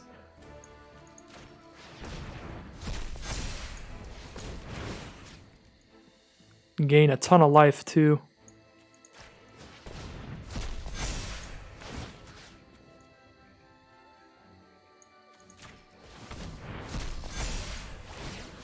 We obviously have nothing in hand, so there's nothing... they know that we can't play around anything here, so we may as well just do this all right now, make it as big as possible. We could hold one green mana up in case they like can bounce Torrential Gearhulk again or something weird, but I think I exiled Torrential Gearhulk, yeah. But in case they had like the big Scholar thing that lets them cast an instant or sorcery from their grave, I probably should have held one green mana up. But that's about it. Otherwise, just do that all right there so that if they do, just draw like the immediate removal next turn to kill it. We at least gained a ton of life.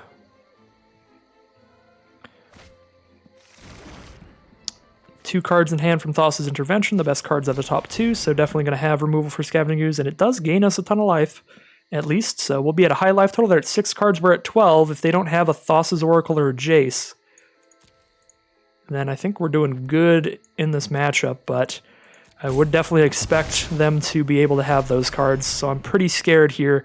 They might get that combo win off at the end here. No, the Midnight Clock. They have 6 turns to get this active. Once it hits 12 counters, they shuffle their hand and graveyard back into the library and draw a new 7. If Midnight Clock goes off, our opponent is not going to mill out, and they're going to have 7 new cards to play around with. This is very bad. They have 11 mana to dump into that as well, so if they play one more land, they can dump 12 into it a turn. Oh no. The Midnight Clock going to put in a lot of work here. They may even just get here off of that. Or get there off of that. They're down to 5 cards in library.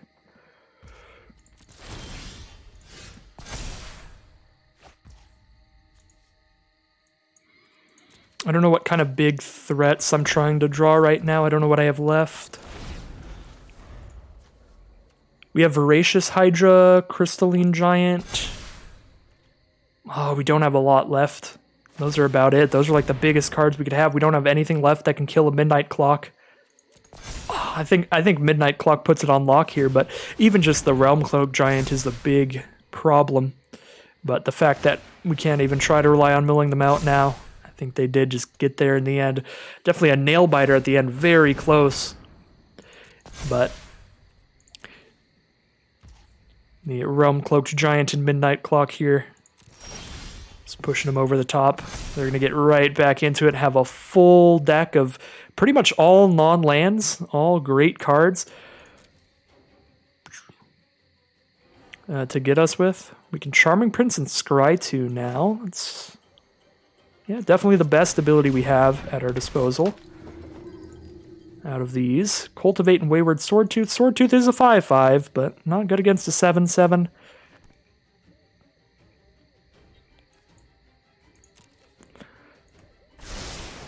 I think they've got us here.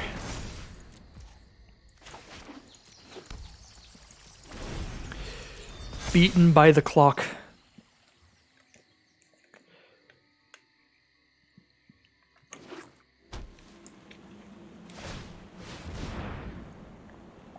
And here it goes. That is the 12th counter. 3 cards left in library. Now they have 16 and draw a fresh hand, a 7. Or actually, they have 18 and draw 7 of them, because it puts the 2 cards in hand back in there. So they have 11 turns to find a way to kill us. An Approach of the Second Sun, definitely going to get there faster than 11 turns. 7 turns at the minimum. If they cast any draw spells, that'll kill us very quickly.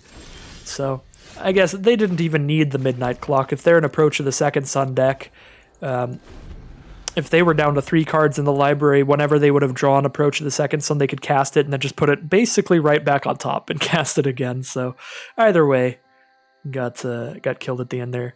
Definitely some of the powerful control win conditions there.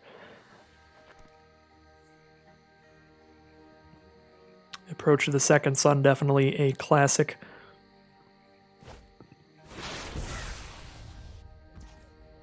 But I mean, at this point, they might have even been able to just Vigilant kill us with this 7/7.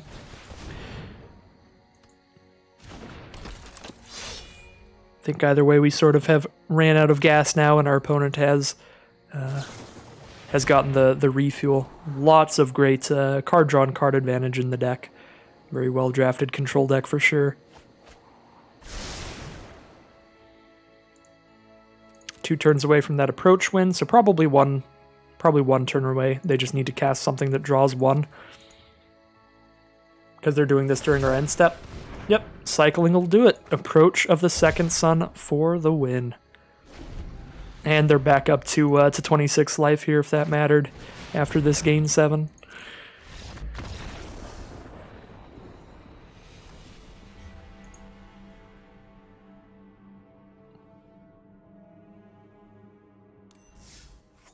All right, that puts us to 4-2. Heading into round 7. Definitely a very exciting draft all around. The wins and losses have been some pretty great games. Definitely really liked that game against the blue-white control deck. Super solid stuff. Here we got that turn 2 Scavenging Ooze. Got a Shadow Spear to throw on it on turn 3. If nothing else, if we draw a bunch of lands, Swordtooth into Kogla is a thing that could happen. Let's see where this hand goes. Definitely not weak enough to mulligan for sure. Luminarch Aspirant. I'd rather play that on turn 2 because Scavenging Ooze gets better the later the game is. Luminarch Aspirant definitely better the earlier the game is. Playing against 2 swamps so far. Would be excited to see a mono black deck. I feel like they're always a little weak, so it's definitely very cool to see when they pan out. So Swordtooth does nothing here because we got no more lands in hand. Totally forgot to go back to the drawing board and take this Swordtooth out, like I've been saying I should probably do. I'd rather just throw a Shadow Spear on this Aspirant and just start going absolutely nuts. They're probably just going to use a removal spell on this Aspirant, but get in for 4 damage at least before they do. If they don't have the removal this turn, then we're just going for massive damage. They have the Thoughtseize, probably getting rid of Scavenging Ooze here. Nothing else is castable in our hand right now. We're quite a bit of mana away from the rest of it. So a Thoughtseize on Scavenging Ooze into a Doomblade on Luminarch Aspirant would be a powerful interactive start to just lock us out of the game here from the mono black deck.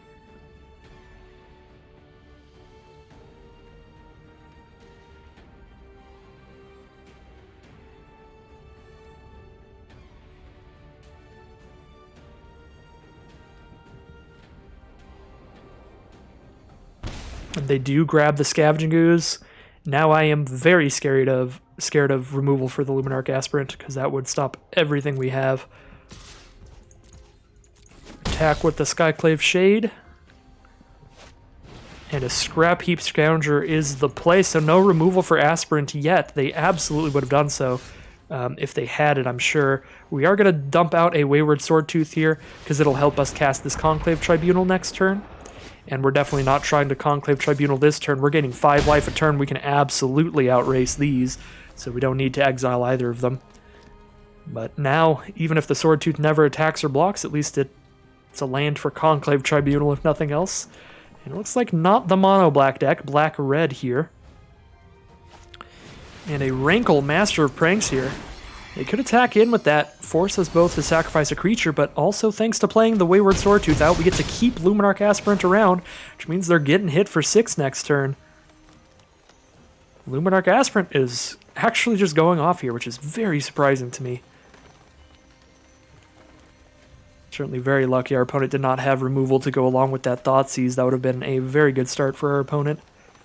I mean, they're off to a pretty great start regardless. They've got these cards that can come back from the graveyard very cheaply alongside Rankle to sacrifice stuff. Definitely a nice, just like Rakdos sacrifice deck here. So they're going to force a discard from us both, as well as sacrificing a creature. We need 3 green mana to cast Kogla, so we need 2 more green sources and 3 more lands in general. So Kogla is by far the least likely card for us to cast, so I am going to discard it.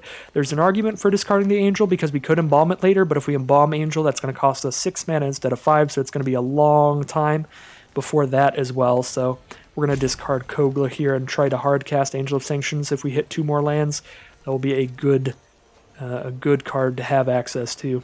So we're definitely going to sacrifice the Wayward Swordtooth as well. We're really hoping to hit the mana for Conclave Tribunal here, because otherwise, either the mana for Tribunal or a creature to play. Oh my god. We got the creature to play, so we can sacrifice that to the Rankle. But yeah, I was going to say, otherwise Rankle is just going to eat our Luminarch Aspirant. Alright, they have to have removal here. Unfortunately, it could be red removal now, too. If it's just 2 damage to something, they can kill Resilient Kenra with that. And then after they kill Resilient Kenra with that, they can force us to sacrifice a creature, and Luminarch Aspirant is just gone that way. This is a stressful game. Because we are just so stone cold out of plays if they do draw like 1 removal spell here. Oh no, the Banefire to kill the Resilient Kenra, so they can also kill the Luminarch Aspirant. Luckily it doesn't exile it, so we could bring it back later. So we're not like 100% out of this game, but it is exceptionally bad for us now. They are at 1 life, so... And in black-red, they're not likely to have a ton of life gain. They could definitely have black life gain, but yeah, we could still find a way to get just 1 damage in here before we die at any point. So I'm definitely expecting each player sacrifices a creature here, sacrifice the Skyclave Shade, maybe even everybody discards a card. Depending on what their last card in hand is. I think I will discard the Angel of Sanctions now because I am 2 mana away from that instead of the 1 mana I need for Tribunal, and Tribunal will kill a Rankle, which is definitely good if I hit a land. Alright, yeah, we're going to have to discard Angel here.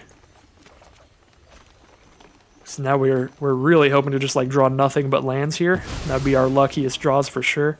Oh, interesting, they choose the Scrap Heap Scrounger. I suppose they do have the Goblin Banneret engraved, so even if they don't top deck a land, they know they'll be recasting Scrap Heap Scoundrel, so definitely the better play there. And we do draw the mana for the Conclave Tribunal. Let's get this Rankle out of here. It's definitely a big issue with recursive creatures like they have.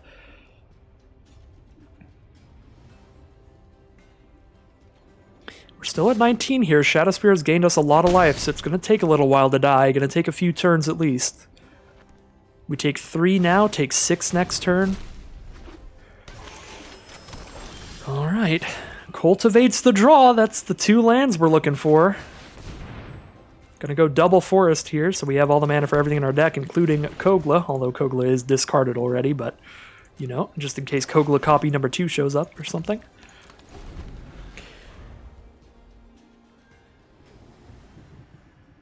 Neither of their creatures on the board can block, so I'm actually gonna play Resilient Kenra first. Probably. This is actually a really hard choice. Either of our creatures is going to be lethal against them.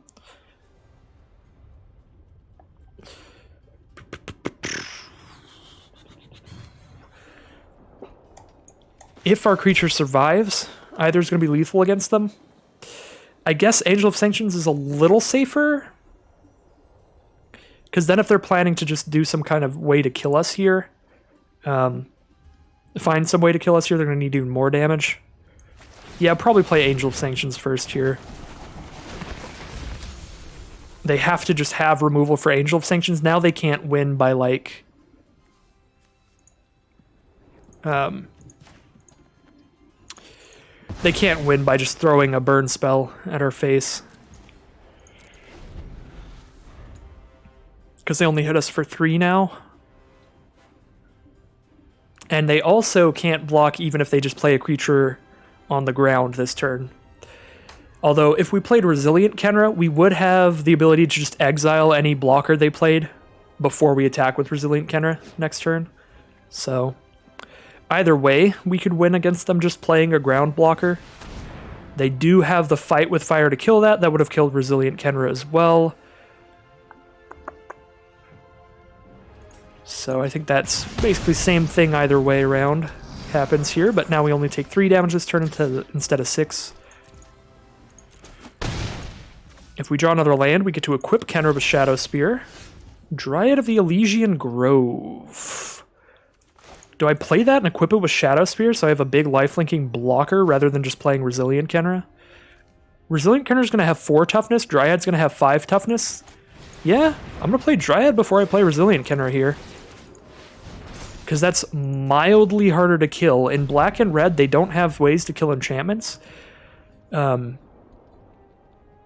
it's really just a 3-5 or a 4-4, and a 3-5 is slightly harder to kill for them, so I'll play the 3-5 here. And by playing the 3-5, we also have a lifelinker on blocks here, which I am going to block here, because we'll die to a shock or a lightning bolt or anything if I don't.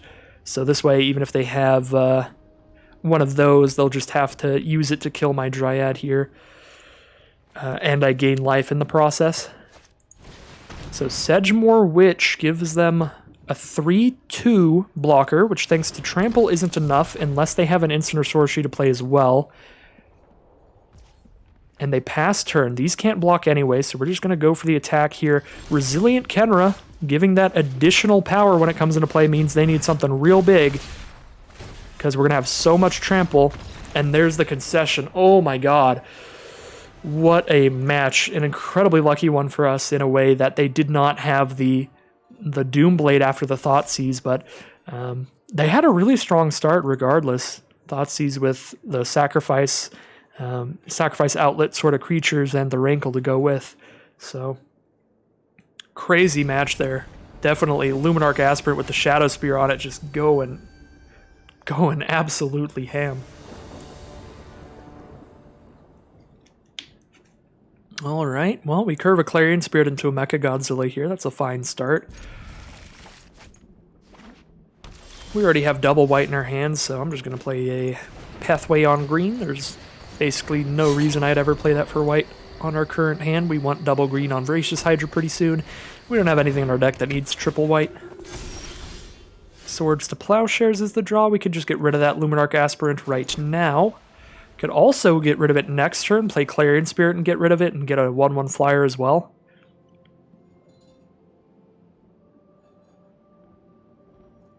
Or I can just play Clarion Spirit, then play Mecha Godzilla. It's definitely scary. We've seen how much it can go off, like in the last game we played. Yeah, I think we have a pretty good late game here, so let's just control the early game. Stop that Aspirant from doing anything better. And now we're going to hold on to this Clarion Spirit for later. We're just going to drop Mecha Godzilla turn 3, and if we draw another 2-drop, then we can just drop two 2-drop cards on turn 4 to get a 1/1 out of Clarion Spirit as well. So they have their own Mecha Godzilla, and it gets Menace. Well, this is going to be fun. We're going to have the Mecha Godzilla war here, I think. Yeah, let's just do it. And ours gets Trample. So they're playing white-blue. Skyclave Apparition to kill our Mecha Godzilla. We have a pretty similar card, Angel of Sanctions, coming up. We'll try to use that to kill theirs if it doesn't get hexproof. Right now it has Menace Vigilance. I guess we get Angel of Sanctions to kill their Skyclave Apparition instead. That is an option. We do need 5 mana to do all that, so still not enough. Could play Voracious Hydra as a 2/3 to kill Skyclave Apparition. That seems actually pretty good. Probably better than just playing a Clarion Spirit here. Although we could play Clarion Spirit and equip it with Shadow Spear. Now, I like the Voracious Hydra play this turn because we know we have the 5th land for Angel of Sanctions next turn. It's a pretty good curve coming on here.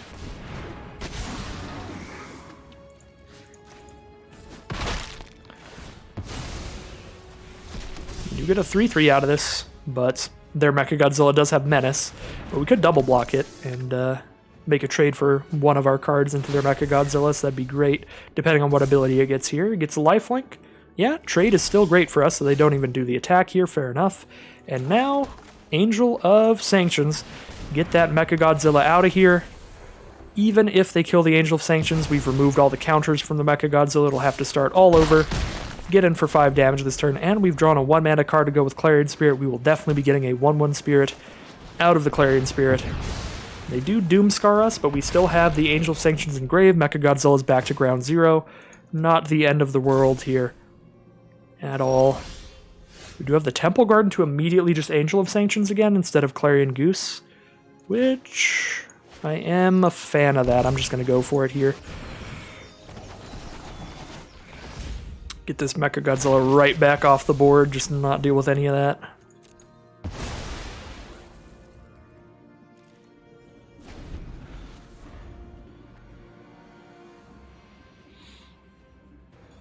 They do have a Hedron Archive out that they can sacrifice to draw 2 cards. They definitely have the potential to have a ton of cards here. Lyra Drawbringer, pretty solid creature here. We only have a 4/5, so we're not going to have a big enough creature to attack into that for sure. We do get to start getting some 1/1 flyers out of the Clarion Spirit.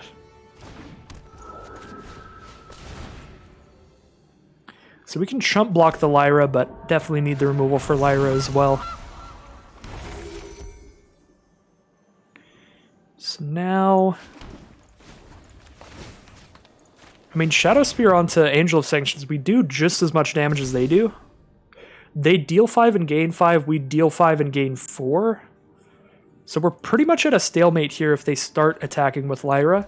And if they don't start attacking, we're also at a stalemate because we're not going to attack into them. The problem is they still have more cards than us. Ooh, yeah, well... Elesh Norn is... Yeah, Elesh Norn's a thing. Definitely have never won against an Elesh Norn in the cube thus far, I'm pretty sure. You have just got to have the removal for Elesh Norn in any creature-based matchup, and in cube, most of the matchups are creature-based matchups. Ooh! Oh, that doesn't even work. Oh, Kogla.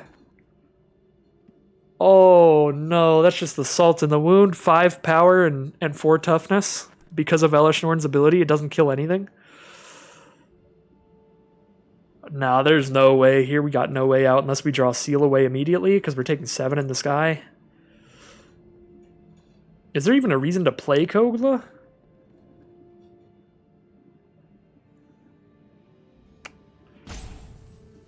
I don't know.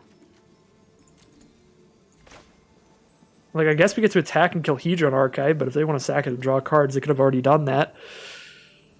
Yeah, Kogla really doesn't actually help at all.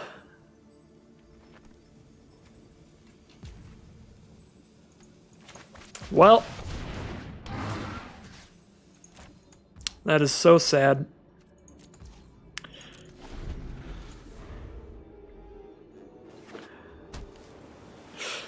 I saw Kogla, I saw that 7 power fight target creature, but Elesh Norn gives that -2/-2. Not a big enough fight. Yeah, I guess there is a reason to play Kogla, and it's so that we can chump block here and not die this turn, and we get to not give the Mechagodzilla back yet. Oh, Elesh Norn has Vigilance too. Oh dear. Alright, well that definitely lowers the amount of ways we have to kill Elesh Norn if we can't seal away it.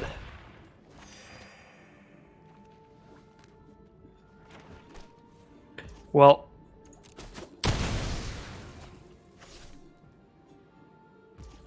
Another game where the very lenient use of our removal has cost us in the end.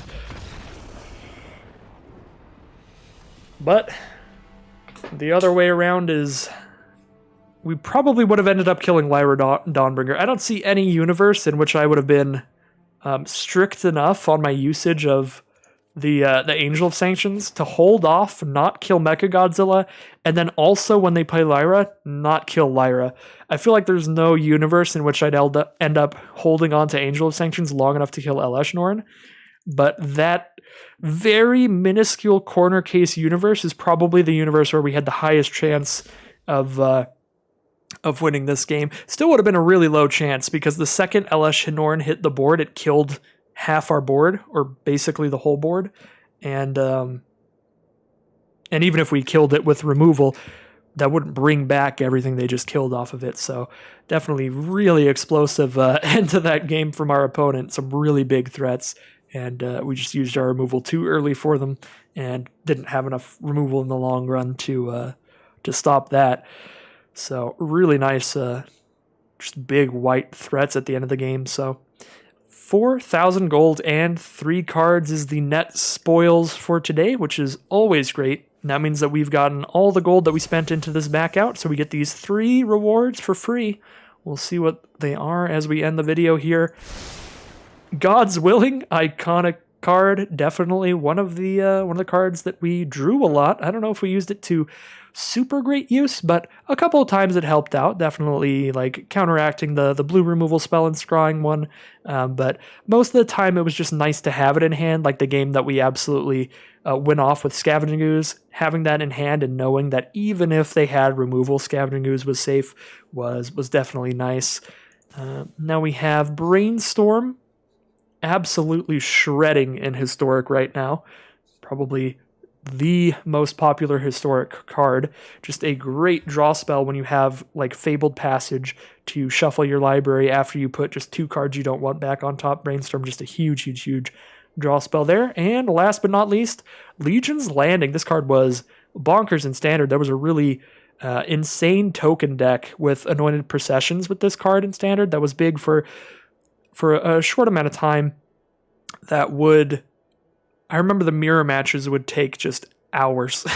They would just always go to time because each player would just have hundreds of just 1/1 lifelinkers and stuff because that deck could just really go off with the amount of tokens that they played. So definitely a pretty iconic card there, pretty powerful one. So another nice one to open. But that is going to be the end of today's draft.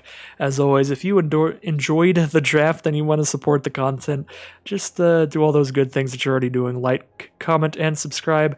Those things let the YouTube algorithm know that you're enjoying the content and you want to see more. And if you want to check me out live, I do stream every Sunday on Twitch. I'll do one of my recording sessions, which is 3 drafts Sunday morning on the Twitch link below. So, as always, thank you very much for watching, and I'll see you again soon for some more Magic Arena.